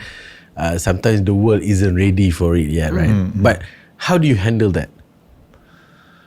You always have to have a cash cow when you have a shooting star. What is it? Rising star, shooting star, whatever they call it. The rising star. Yeah. The star the that goes star. forward kan. Ada quadrant kan. You have a star, you must have a cash cow. Or you have something that is bubbling under that you don't know. When you release it, this was told by the great sales manager of EMI last time, Herman Cheng. Now he was in Universal. He told me, bro, kalau mau release album yang experimental, release sekali satu dengan mass market. Jadi kalau tu fail, orang tak nampak. So he taught me something really interesting. So I did that. Whenever I have something new to release, I always make sure that I have some strong mass marketing happening, so that at least my revenues for the quarter tak kacau. Tak kacau. But you must release the new thing, because the new thing will one day be the big thing. Okay, if you keep going for the big thing, lama-lama big thing will decline kan. Right? So if you're new thing, this will be the next big thing lah. I think mungkin that is also why Malaysia punya industri ni mungkin dia dah jadi a bit tepu sikit, because people keep on doing the old thing without doing the new things. But doing the new thing sometimes doesn't make you money, right? True. Yeah, so they just focus on something, cerita apa, anak orang kaya kahwin dengan orang miskin, you know, those kind of story that sells kan. The issue is people don't understand creative content ni. You always need something new. You kena buat benda baru all the time, sebab you tak boleh buat benda yang sama. Kalau Coldplay buat album yang sama every album, dia akan hilang fanbase dia. Betul. So because creative content ni, music ke, filem ke, TV, you cepat muak. Kalau dah keluar once, you do the same thing again, orang tak nak. So you always have to buat benda baru all the time, which means that you tak ada precedent, tak ada history, tak ada data. You kena tembak aja. And if you don't tembak, then you be apalah, jatuh lah kan. And there's always a hit rate called a 30% hit rate. Maknanya everything you do, song ke, album ke, 30% of the time it will be successful, where it will cover everything else. There is this whole business story lah of Michael Eisner dulu yang run Disney tu. Dia dulu sebelum run Disney, Michael Eisner run Paramount buat movies. Paramount Pictures, Tootsie, semua tu dia buat. So it seems that he had a bunch of new recruits that datang kat Paramount Pictures hari tu. The year just started. And so he told this bunch of new recruits lah, guys, we are going to make 10 films this year. Out of these 10 films, 3 will be successful and cover everything. 7 will fail. And of course, one of the recruits stood up and said, Mr. Eisner, why don't we make all the seven that fails just like the 3 that's successful? He got fired because you don't know which 3. You don't know. Nobody knows. Michael Eisner doesn't know. So you put your heart and soul in all 10, knowing that the law of averages say 3 will make it. So that's the thing that you got to understand. And suits have to understand. Finance people have to understand. Kalau you know what benda creative content, you have to build into your budget, into your P&L, the failure, to make sure that you make sure that the 30% will cover. Dulu masa abang IMI ni belajar, they always have this thing called something will always turn up. That's the one that's going to be, of course, bawah tu they have swafu lah, something will always F up lah juga kan. so they have that, they build it into their sheet, into their business plan and all that. Dari you tahu. So whenever I face some finance people who say, no, you don't want to do anything new. I say, if you don't do anything new, you will die in 3 years or less, right? You have to do something new, risky, but you build it into your business plan that you do a few things, some will fail, some will be successful, then you'll be okay. You can manage your board, you can manage your investors, semua tu lah. These are the math yang math tak ajar. Yelah. And it's the math and math. I can apply to my fashion brand, and I see it. You know, kalau Maybe the formula is about right? It was about the same. Yeah. Bila you drop your one collection, when we drop one collection, we always rely on, we don't know which one will be the hero. But we already pre-prepared before we even drop, yang kita akan buy more later. Exactly. The minute we drop it. So within tu kan. So the hero, satu je hero boleh cover the whole 20 ni lah. It's always the case. I can't explain it. Yeah. I don't know why. It's like the world is built like that. 30% hit rate. That is the math that the teachers don't teach you in school lah. But at least we got Datuk Izham Omar to teach us. I actually set for my team 80% hit rate, so I will adjust after that. 80%. Wow. Dahsyat, right? Okay, so we're going to take a short break, and we're going to come back and go through lagi daripada your different journey ke depan tu lah. Kan? And I think is getting more and more interesting also. So catch you guys after the Jangan break. ke mana-mana.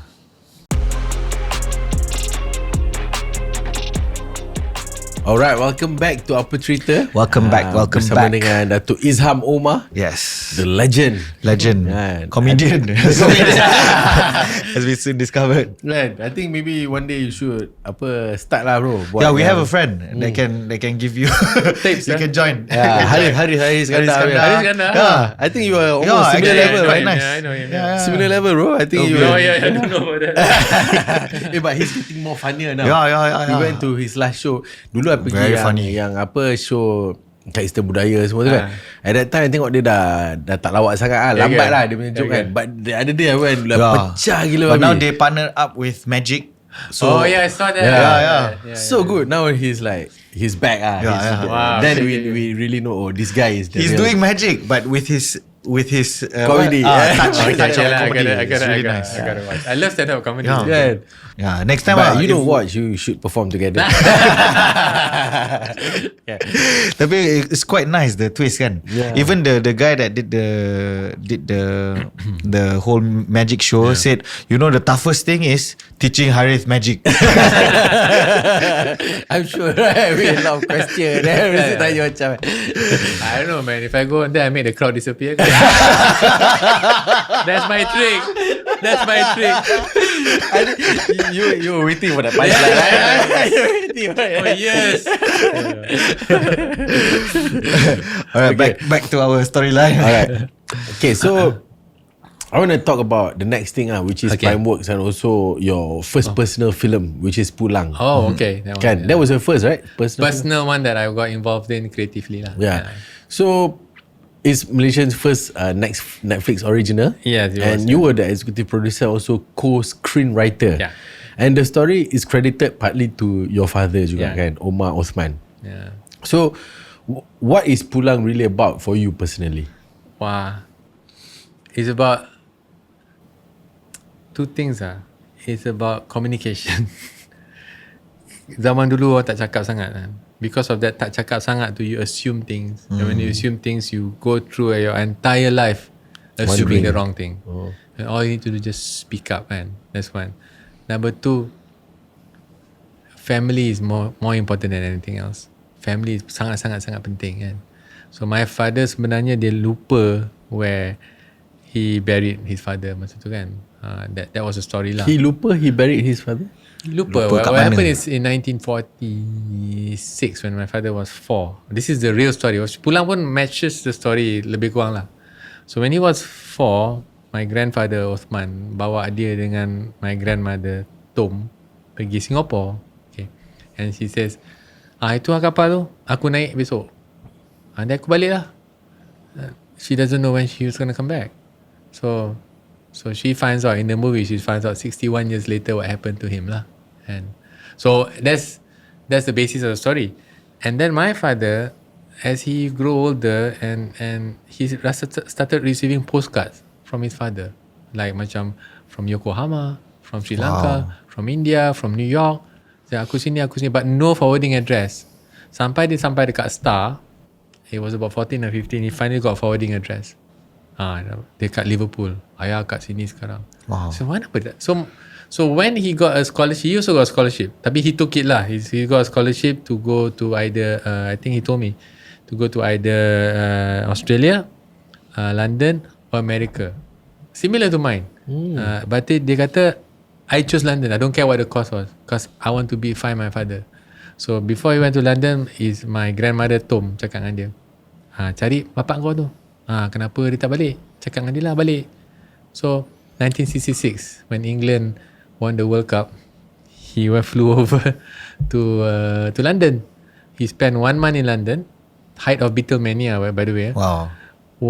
Then he straight up went to Liverpool, cari according to address, ketuk orang ni, ketuk bilik ni, and then dia kata dia dekat Malay Sailors Club. Dia pergi Malay Sailors Club dengan 3 orang kawannya. Dalam movie dia pergi seorang, tapi dalam real life dia pergi 3 orang. Dia pergi 3 orang, dia nampak orang tengok TV. Lepas tu orang tu tengok tua je, batuk-batuk ni, about 50, late 50s lah. So the guy turn around, look at him, anak aku. Straight away kenal. Walaupun dia 3 orang nak tengok dia kenal ke tak kan. Dia kenal. Straight away they had and then in the movie it was exactly that scene. So my father cried when he saw the movie because it was exactly what happened that day lah dekat Malaysia Sailors Club ni. So he told my atuk ni, kenapa tak balik-balik kan? Dia kata, itulah, tak apalah, aku tak nak menyusahkan orang. That was it. Aku tak nak menyusahkan orang. He's embarrassed sebenarnya. Sebab to him, orang kampung dulu, kalau naik atas boat, kerja keliling dunia ni, balik kaya raya dengan emas semua kan, dengan emas, dengan perak, dengan whatever lah kan. Tapi he was just a deckhand.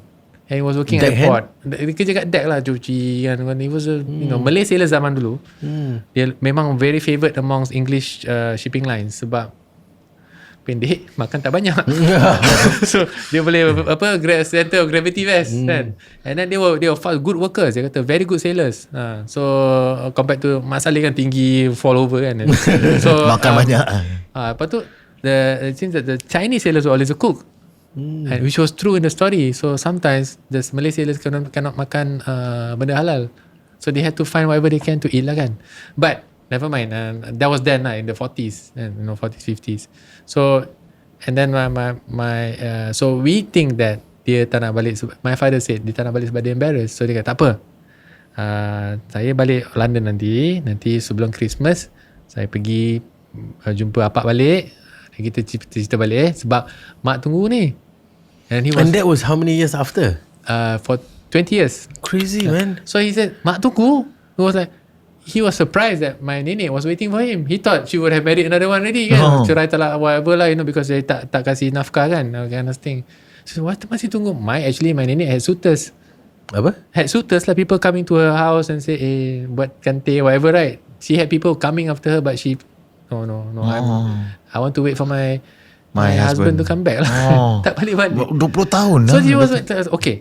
So then she was masa tu tak ada terfikir dia dah mati ke apa ke, tak ah? Tak, he was just shocked like nenek tunggu still kan waiting. So okay lah. So my father said okay, nanti Christmas saya datang balik, kita cerita lagi So tak nak push lah, takut nanti kan orang tua tak nak lagi kan.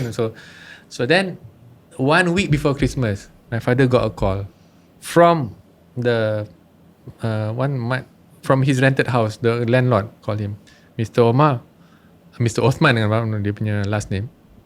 I'm sorry to tell you, your father just passed away. So he went up there. So the second time he saw his father was burying him in the grave lah, which he forgot where the grave was. Yang best tu, when we did the scene of burying in the grave dekat Pulang tu, my father was on set tau. Macam dia kata saya nak tengok and dia happy kan. So all the sailors yang actors became sailors, so pull him on, masuk. So he's in the orang baca Yasin tu, sebelah the main actor who's playing him and he's playing the orang tua, while they're putting the fake Osman fake Osman lah in the grave. It was such a surreal shot. I cakap the real anak watching the fake anak with the fake father putting in the grave lah kan. So in the end he forgot. So he forgot where he buried. So I then took it on myself, my buat 2008 to go and find. So I went to London. There's no banana bro there kan? Oh, tak ada banana bro. I being a procrastinator, waited until I said I'm gonna find him lah. But I was going to go to England to watch a Liverpool game. To watch and also to go to the Beatles museum. I love the Beatles kan. But I said okay lah. The night before I did research. Night before pakai BlackBerry zaman tu. BlackBerry. Alamak, kena cari ni. So I know the only clue is my father cakap the Malay Sailors Club. So I look at the Malay Sailors Club. Alamak, the Malay Sailors Club eviction notice. Macam mana ni? And then I research. I found an article by a guy who wrote about the transnationalization of Malay seafarers in the 50s. Oh my God, that's my grandfather. Buka-buka, I call him. Terus, I'm going to Liverpool. Where would he be? So the guy said, if he was before 1970, he'd be buried in Anfield Cemetery. If after 1970, he'd be buried in Everton Cemetery. Because masa tu dia dah decide, okay lah, dah banyak Muslim kat sini, kita pergi Everton lah. So before 1970s, tak ada banyak Muslim sana kan, pergi Anfield. So rush pergi Anfield, I buka Anfield, okay, alamak, 50,000 graves. Macam mana nak cari ni kan? 50,000 graves. And then I found a website by a woman and her dog who decided to go and take pictures of every single grave stone though, and put in a blog in hopes for people to find their family. Oh my god. But I said, there are 50,000 actually it was 50,000 graves here since the 17th century kan. I think more than 50,000 actually. Maybe I think it was 150,000. I think I got to check it again. But guess what? I started with the easiest section. The easiest section is the Muslim section. It's only 15 names. Okay, so I look down the names. The 14th name was my grandfather. Wow. And then I checked, dia kata dekat, it's at the this place called G12, General 12 of the Enfield punya cemetery tu. I drove the car so fast that morning, ran and left my family behind, lari pergi grave tu macam cerita National Treasure. Sampai grave tu, I saw my grandfather's grave. Grave apa tu lah, dia punya stone tu kan. Oh, still there? Still there. Macam dia tulis Osman Haji Alias. I call my father on the spot, on the BlackBerry. Ayah, dah jumpa ayah. Alhamdulillah, dah jumpa, okay. And then I was like, it was a moment for me lah. The funny thing is, Enfield Cemetery is right in the middle between Enfield football stadium and Goodison Park. Dekat tau. It's right in the middle. And my grandfather's grave is right in the middle between the two. And the head is facing Enfield, the leg is facing Everton. So I don't know they're fan of which football club. So that was surreal. But then when I started to write the story of it, of course we had to change a few things to dramatize it a bit more. So I couldn't put my father lupa where he's buried. Father macam tak best lah, macam lupa buried. Apa punya kan lupa. So Ayah, I sent him the script. I wrote the script. Okay, Ayah, baca script. And he came back and said, oh bagus script ni, tapi kan why did you kill me? Yalah, because you were in a boat crash, so that you don't know, nobody knows where the grave is lah kan. Oh no, you cannot kill me. I said, why? Nanti bila red carpet premiere tu, people see I'm still alive. They see you're lying. So, okay, tell you what, I give you dementia. Okay, I give dementia. Okay. So I had to twist him to give him dementia. And then they said, oh, okay. Then we twisted the story a little bit lah. So that's what happened. So I think again, it's about family. Family is most important. Kan? When this was in which year again? 2018. 2018, not that long ago lah. But before that, I was involved in other movies. It's just not. But definitely tonight will be the night that I will watch this movie lah. I don't think I've watched it yet. The twist at the back will the second last scene. Remy, I think the second last scene will make you go like, oh my god, bro, communication. Tu je. That's what you But this story is also so surreal, right? Yeah. So your grandmother never met him ah? Never. Again, after that, Never. 20 years old. In the movie, the hypothesis or the theory is what I visualize lah, or what actually happened, which people say, some people say it's true. In fact, I think it's true lah. And ramai what actually happened. So I won't give you because then you will watch it. I won't give it's you okay, the spoiler. No. You have to watch. You have to watch the second last scene. Go like a lot of people. Ada kat cinema when they watch the second last, some people stood up and they say, "Oh my god, Uthman, come on, bro." Sebab dia tak percaya. That's what happened. And the twist. So you gotta watch it. Okay. And it's real twist ah. Wow, that's crazy, man. Alright, so moving on. Sorry. That's a long story. No, yeah, but I want to ask also what did it make you feel like doing something like this with him? Yeah. You know, this whole process, you can work with your dad on the script. No, he was always like, leave me to it. He just gave me the story of what happened, alright. So that's why I credited him as original story with me. But original story actually meant the story for the screenplay. But I let him like, it's his story kan. Put him there and then put me in there, and then I just wrote the script. And then I had the development team from Prime Works help me with the script, and I had Mira Mustafa also put the. But your dad had quite a sad punya childhood lah juga kan. The father left for 20 years apa semua. But did he ever felt like abandoned ataupun rasa marah dekat bapak dia? Tak marah. Tapi dia macam dia heran lah why the father just did that, you know. Orang-orang zaman dulu memang dia naik kapal terus hilang. Boleh Lepas tu banyak kat Liverpool. But maybe because of that also, maybe dia dengan relationship dia dengan you become better juga. He became like a father that he never had lah kot kan. In a way, he was always there for me. And Boston was expensive, I got to say that. And he never told me at once that he had trouble.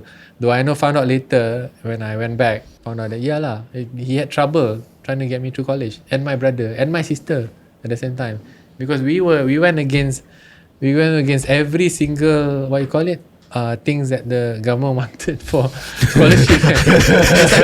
So tak apalah. But luckily Mara came through also lah for everybody. Interesting. Datuk, apa when hari tu kita met you during Podfest, we were talking, we wanted to do some movies daripada cerita-cerita of the interviewers, all the people real life real life autobiography. So just wanted to share also with the viewers that Datuk said, like, not all movies you can actually, not all story you can actually turn it into jadi satu cerita yang fun lah. You have kena ada beberapa konsep. What was the concept? The macam you need the climax or some of the storytelling. It's a science actually sebenarnya. It's a science. There is always a hero. There is always a villain. Always, whatever the villain is, could be you yourself who's the villain. Could be the situation is the villain. Could be your. So it doesn't have to be a hero villain in the traditional sense. Tapi the hero always go on a journey, and this is chronicled in so many storytelling books. Hero must always go on a journey where he discovers himself. He faces obstacle. The basic story is hero panjat pokok. You baling batu kat hero. Baling batu lagi besar, paling besar. You throw the whole everything at him. He comes down, transform, and is a hero. That is essentially every storyline. So you got to figure out, if you don't have that, and also you have things like macam, for example, his purpose must be primal. Primal reasons get everybody in the room to listen to you. Not cerebral reasons lah. Macam primal, macam okay, dia kalau dia tak buat ni, dia hilang rumah. Dia tak buat orang ni, dia mati. Dia tak buat ni, dia hilang dia punya wife. It must be really primal reasons. A lot of pictures I get, the reasons are not primal. It's very cerebral. Macam aku masuk lottery, lepas tu aku menang kereta, lepas tu aku dapat ni. And then kalau you tak menang lottery, tak apalah, aku still pergi sekolah. That's not story. Faham. You have to face the most extreme conflict, right? A primal conflict that you can face. Then you have to win, and your villain has to be so big compared to you, so that when you win, you are a big hero. Not villain yang kecil-kecil. Kena besar gila lah. Sampai macam mana ni? Tali brain. So then you get a satisfying ending lah. So every story that dah kena pukul tu bangun lagi. Correct. That's a very very simple storytelling. In fact, there's so many books on storytelling that you can actually explore and find that. And some of the movies yang tak sampai tu is because they build up the primer so good, then the ending doesn't match. A lot of that. Kan yang macam ending tak sampai kan. And sometimes also itulah, when you have the script, and I'm learning this right now. Sometimes you have a good script, dah best lah, dah approve the script, keluar tak macam script, because the director will suka hati dia bapak dia. So sometimes you're lucky the director is good. Sometimes the director just wants to win awards kan, which then doesn't help the investor. So then you got that also lah. So you have to be, that comes with experience lah. They know, okay, I'm working with directors, but dia dah, okay, he can pull the project over the line successfully and be a commercial director, and yet do something a bit new and progressive. Memang salah satu kita punya dream is to do movies. Maybe we should do something with man. Yeah. Go for it, man. Great ideas come from anywhere. So if you got a gem of an idea, just share it with me. I can sign an NDA right now. And then we just build the idea lah and see where it goes.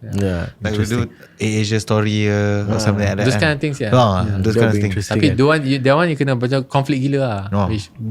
Deep conflict kena keluar, baru orang tengok. Yalah. And they have a lot of conflicts, bro. I'm sure. Really. Cuma nak keluarkan kita nak. Itulah. Kan kita cerita tadi daripada music, daripada semualah, filem apa semua kan. Sekarang tiba-tiba animation pun. Kan you started Agent Ali pula. Kan Agent Ali was under your watch lah. Yes, I know. And it was one of the Malaysian film that broke the box office punya record kan. When you first saw the Agent Ali punya pitch kan, what did you first see?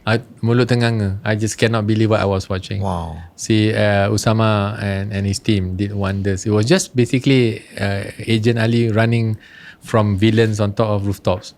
But the way he did it was so good, and the storytelling, his scripting, his camera angles, lighting was so good. So I gotta get involved in this lah. So that's how we got involved lah. But Osama is a great writer and a director. But I think it also became one of the a cultural thing juga lah. But not for me lah, for my kids lah. Thank you. Touch many generations. Kan? Yes. Sampai cucu kita nanti tengok kita punya barang lagi. And you were also CEO of Primeworks kan? Right, at the time, overseeing 3,000 hours of content a year. Oh my god, you are FBI lah. How do you maintain creative quality at that scale without losing yourself in the numbers kan? Susah. You got to trust your team, and if your team doesn't deliver, you got to quickly go to your team and say why. So I think it's a matter of, again, doing less. Always doing less. At Make yourself redundant. Yeah, 3,000 hours is no joke, right? Yeah. So I had a team of 12, but they themselves have their own team.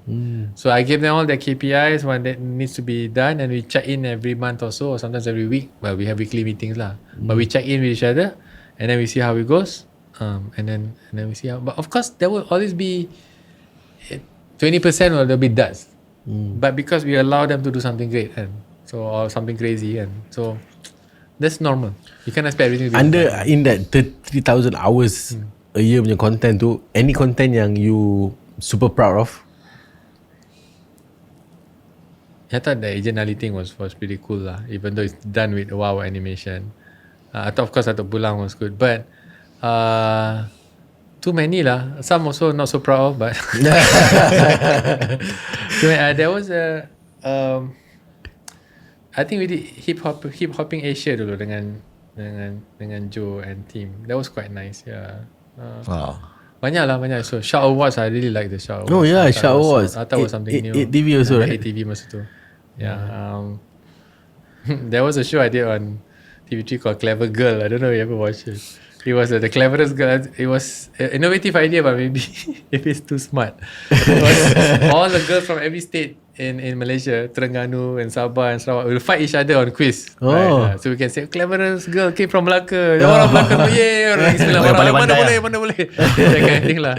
But it was quite cute lah. Yeah, quite interesting. Okay, moving forward to your days in Disney Plus and the world stage, of course. So you've done so many content and all this, and I think it took notice by Disney. So we wanted to know macam mana datang that you actually joined Disney Plus. Okay, so from what I can say, because I'm also sworn by an NDA, but I knew the Disney guys because we were buying stuff from them. You were part of the Illuminati? Oh, I don't know. Am I?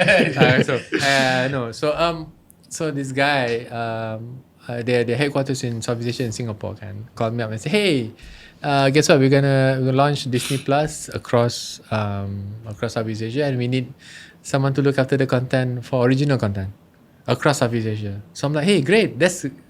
That's interesting, but we're going to do a lot, Izham." So I say, great. When you do a lot, then you move the needle. So that's what happened. So I went in Southeast Asia and I just did a lot of Indonesian content, I think. Mostly Indonesian? A lot of Indonesian. Some Malaysian, a bit of Thai, but mostly Indonesian. Because Indonesian had the biggest, most ready infrastructure to create original premium dramas. Premium series. So Betul. I did about 14 series. Yeah, 14. 14 series. All top ranking, right? All top ranking. All did very, very well. So I'm very, very, very happy lah. Yeah. And then but after I realized that, after that scene, I learned so much, and also that Disney job got me to meet all of the great directors across Southeast Asia. So I was very happy with that. And then I went off and you were Pak Izham ah. Huh? You were Pak Izham. But the thing is, I was one of the series that we did was with Joko Anwar and Joko Anwar, the famed director from Indonesia.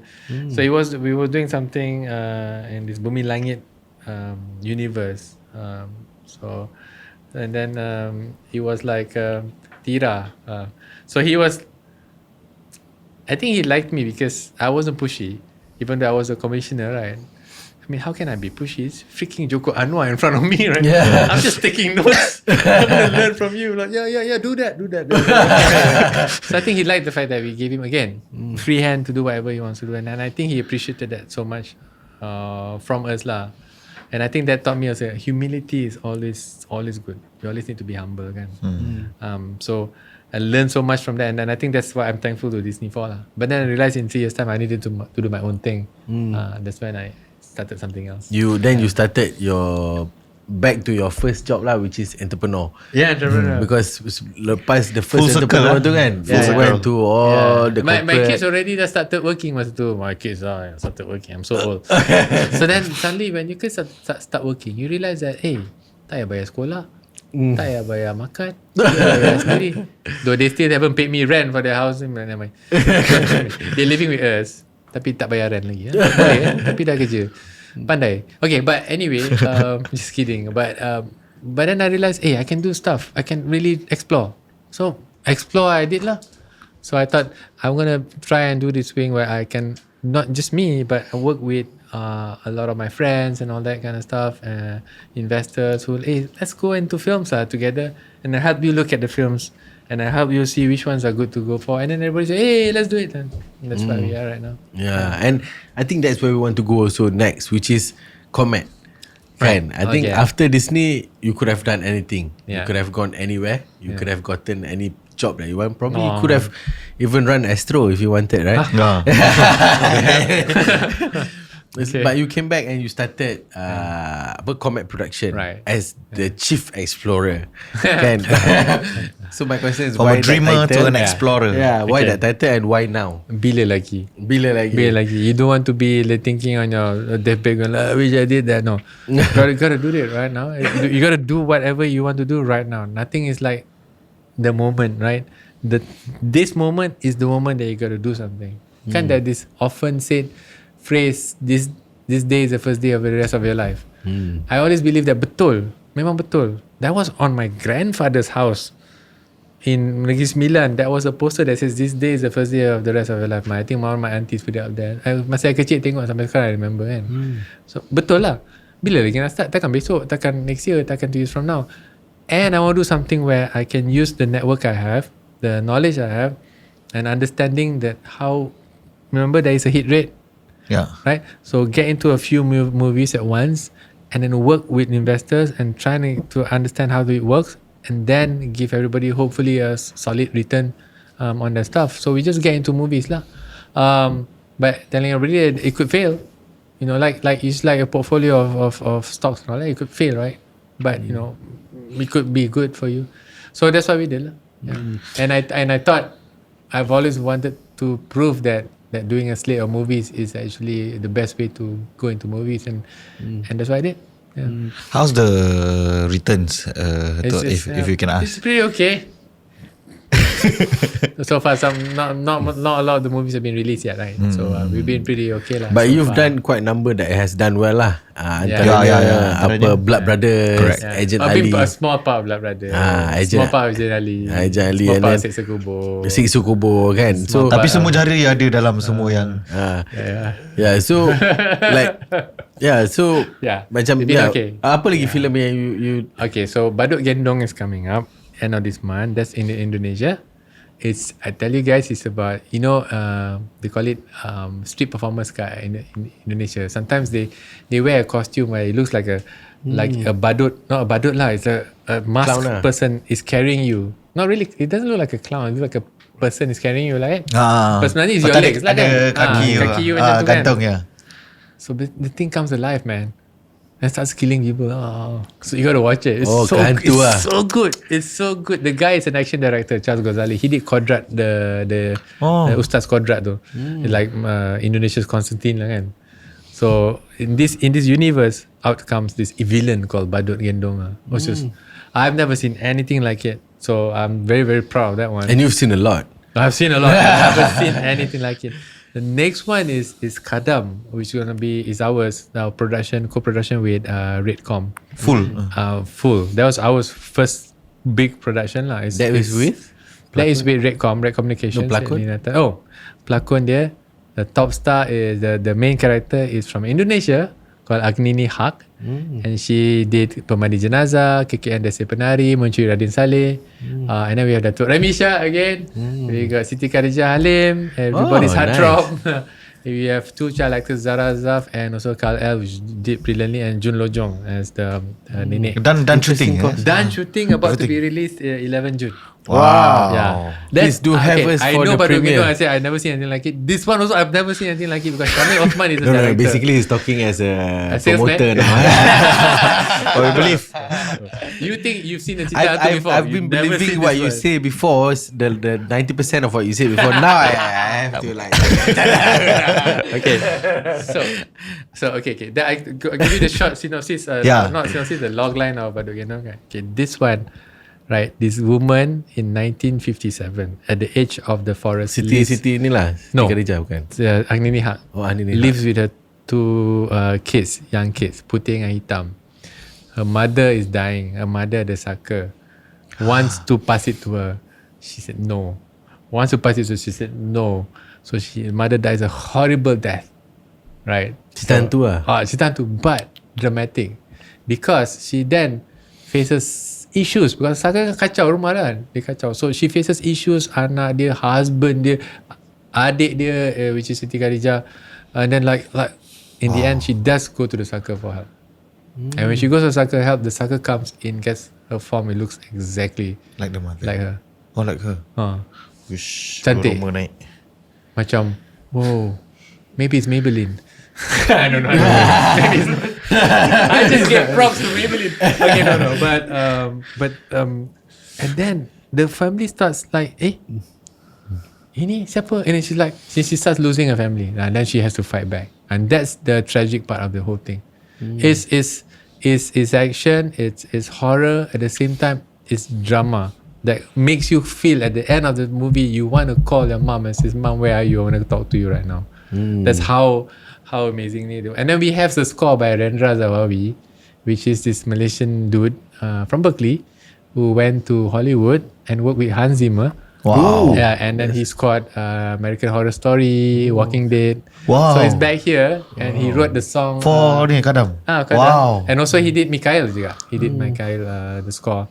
And then he wrote a theme song with Najwa. You might know Najwa. And then Najwa Muhyiddin. he did a theme song called it's called Tak Berlagu, sung by Ernie Zakri, sung hauntingly by Ernie Zakri.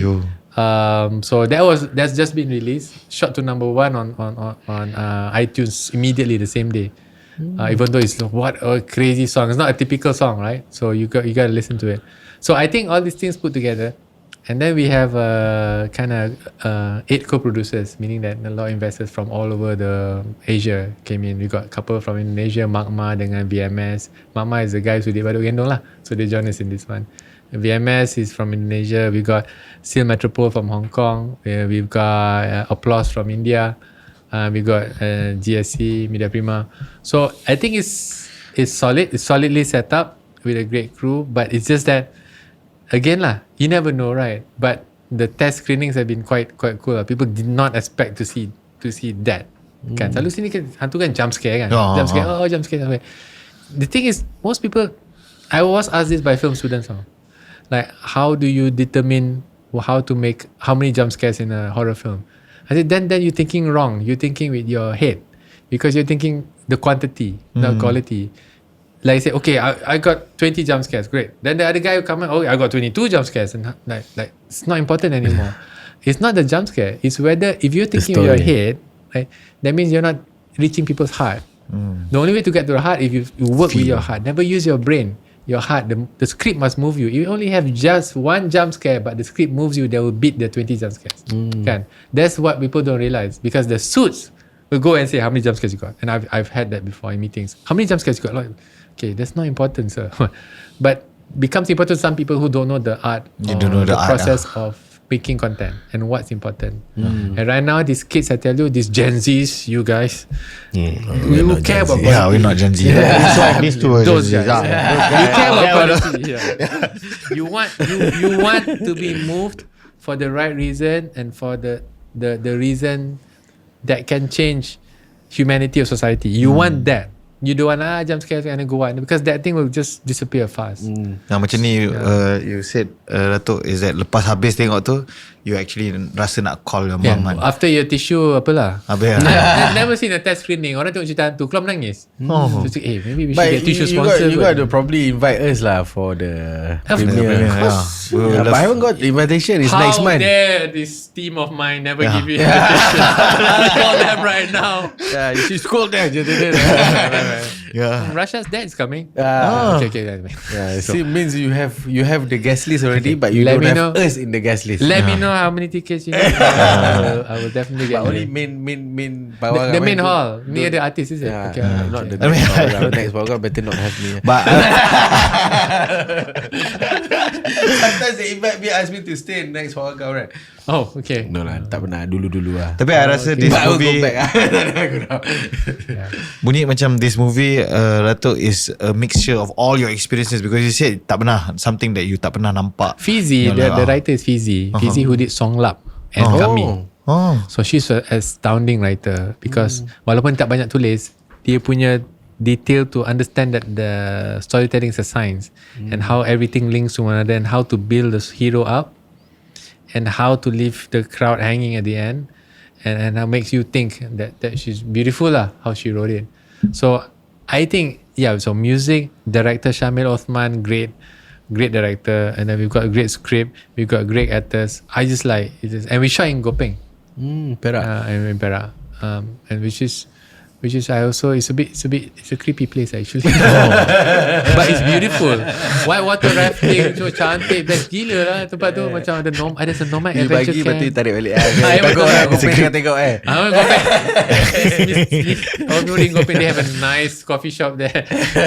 but it was such an experience, because Lina Tan, who led the production from Redcom, she found a house in Rau, a kampung house that she really likes, because we couldn't find a kampung house. She tore the house down bit by bit and built it up again in Gopeng, right in the middle of jungle, so that everywhere the camera turned, you can't see any leakages like the modern stuff, man. So it was perfectly set in Gopeng with a perfect house. I just like, it's just most amazing experience I've had lah. I will say that again for my next film lah nanti. That's good. Because money is put already. But I'm very excited to see it, because knowing that what you have done in the past, kan. Thanks. I'm pretty sure you're gonna bomb. Yeah, it's gonna be bomb. This is bomb of a movie. Izham Omar, not Ahmad Izham. Wait, don't cut. He's my friend. Alright, so Datuk, honest question, right? You've shaped Malaysian pop cultures for 3 decades, which is about 30 years. Oh my god, I will hit you with my walking stick. Purposely tekan. But when you look back at the industry today, right, the music, TV, film, kan, are you proud of where we are today? And do you think that Malaysia underperformed what we could have been? Yeah, I wish you didn't ask me that. Sebab no, I don't think we fulfill our potential. Banyak, we ketinggalan lah banyak. Because I've been so lucky that I've been working on some Southeast Asian productions. I can see artistically kita belakang sikit. But we have potential, because what we have is the unique backdrop of the Malaysian society, which nobody in the region has. They're all very homogenic. We're very majmuk, right? So with that comes really crazy ideas, really smart things, right? And if you notice, we are always world beaters from 0 to 15 years old. We are as good as everybody else. Something happens 15 and to 19, but somehow we just get left behind. Whether it's football, whether it's arts and all that, But 15 to 0 to 15 to 0 to 13 to 14, we are as good as anyone else. Somehow that part of daripada 15 membesar tu. Tapi bila dah masuk 15 above tu, macam usually macam kenapa? How come we lose out? Everybody's just zooming ahead, right? I don't know what it is, and I believe though, I think it starts from the home. Dia kena ada parents yang macam let you try everything, and doesn't mean that you try your kid to do everything that dia akan jadi arts. Maybe dia takut arts kan, but creativity, when you explore the arts when you're young, that creativity you have, you can apply when you become a businessman kan. You can apply when you do engineering. their creativity is lacking. So it's not just about the arts, it's about the society as a whole. Their creativity, I think, we can be world beaters. We have some, but sporadic. Kan? Only we have it on a regular assembly line. Yang akan keluarkan all this amazing stuff. We have the people. It's just that somehow the nurturing in the way. Somehow, somewhere tu. Factory dia tak cantik sangat factory kan. Betul. No. Nak kena betulkan factory tu. Betul. So like macam what your dad did. I'm not saying that because you're here, but your dad did RAP.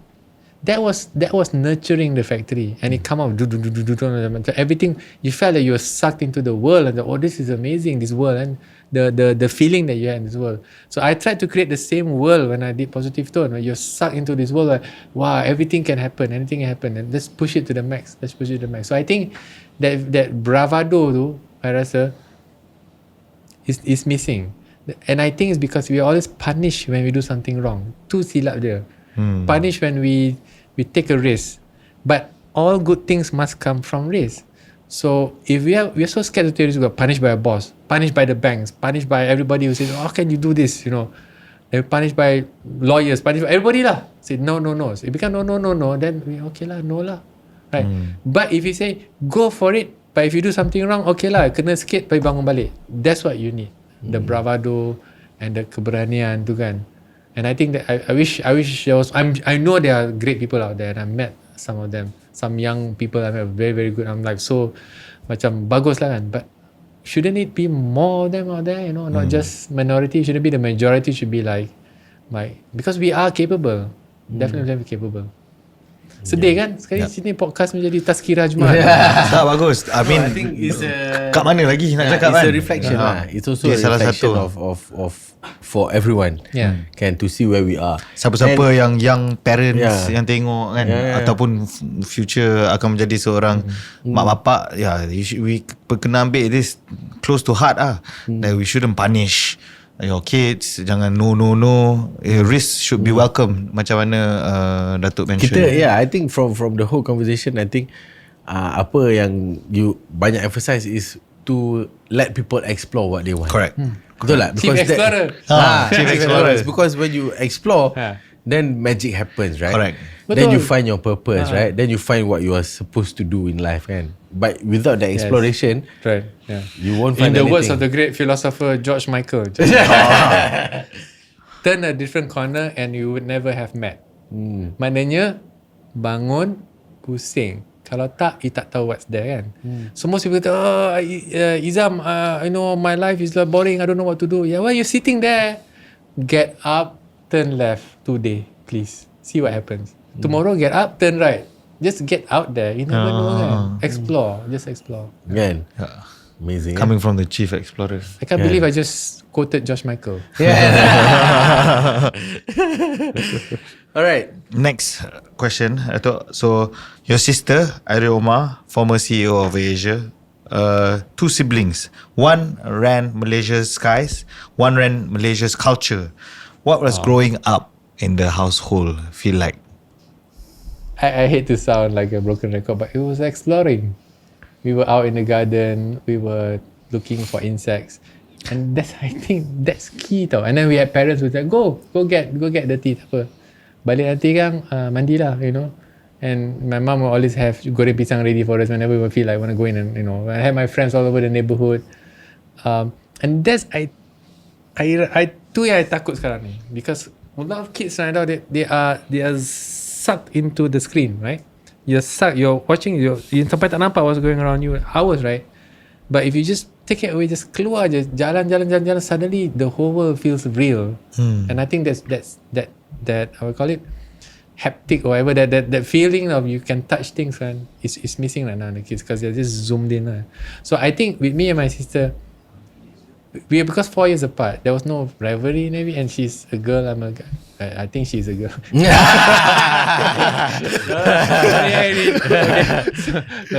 Because she's very bossy.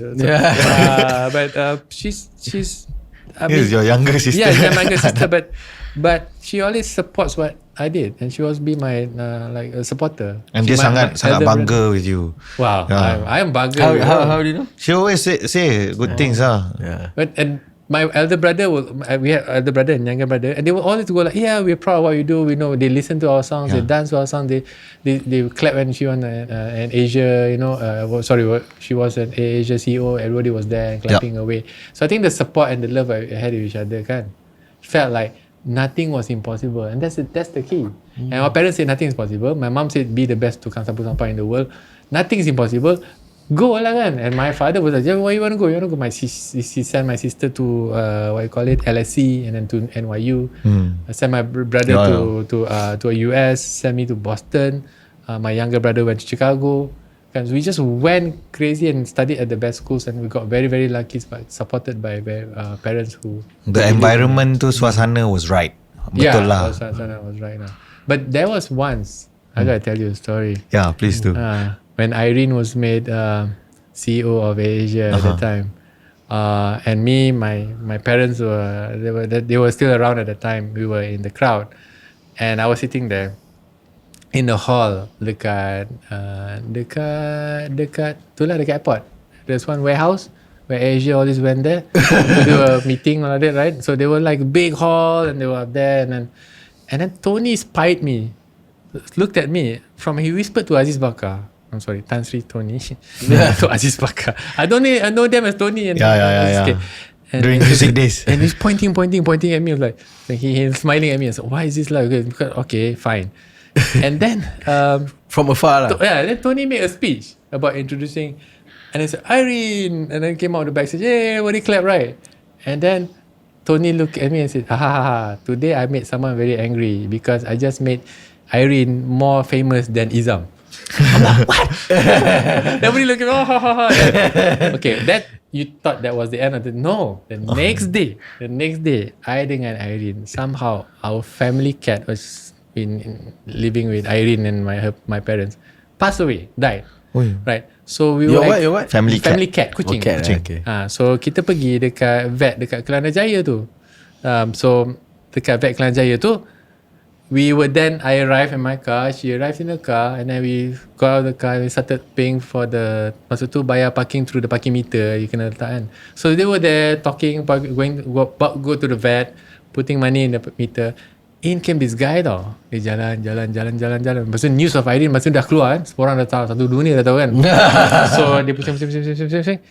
And then dia macam he looked at me and Irene, and he looked at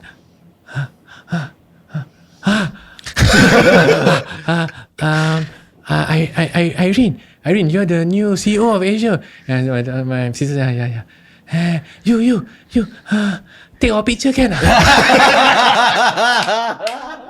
So Tony was right.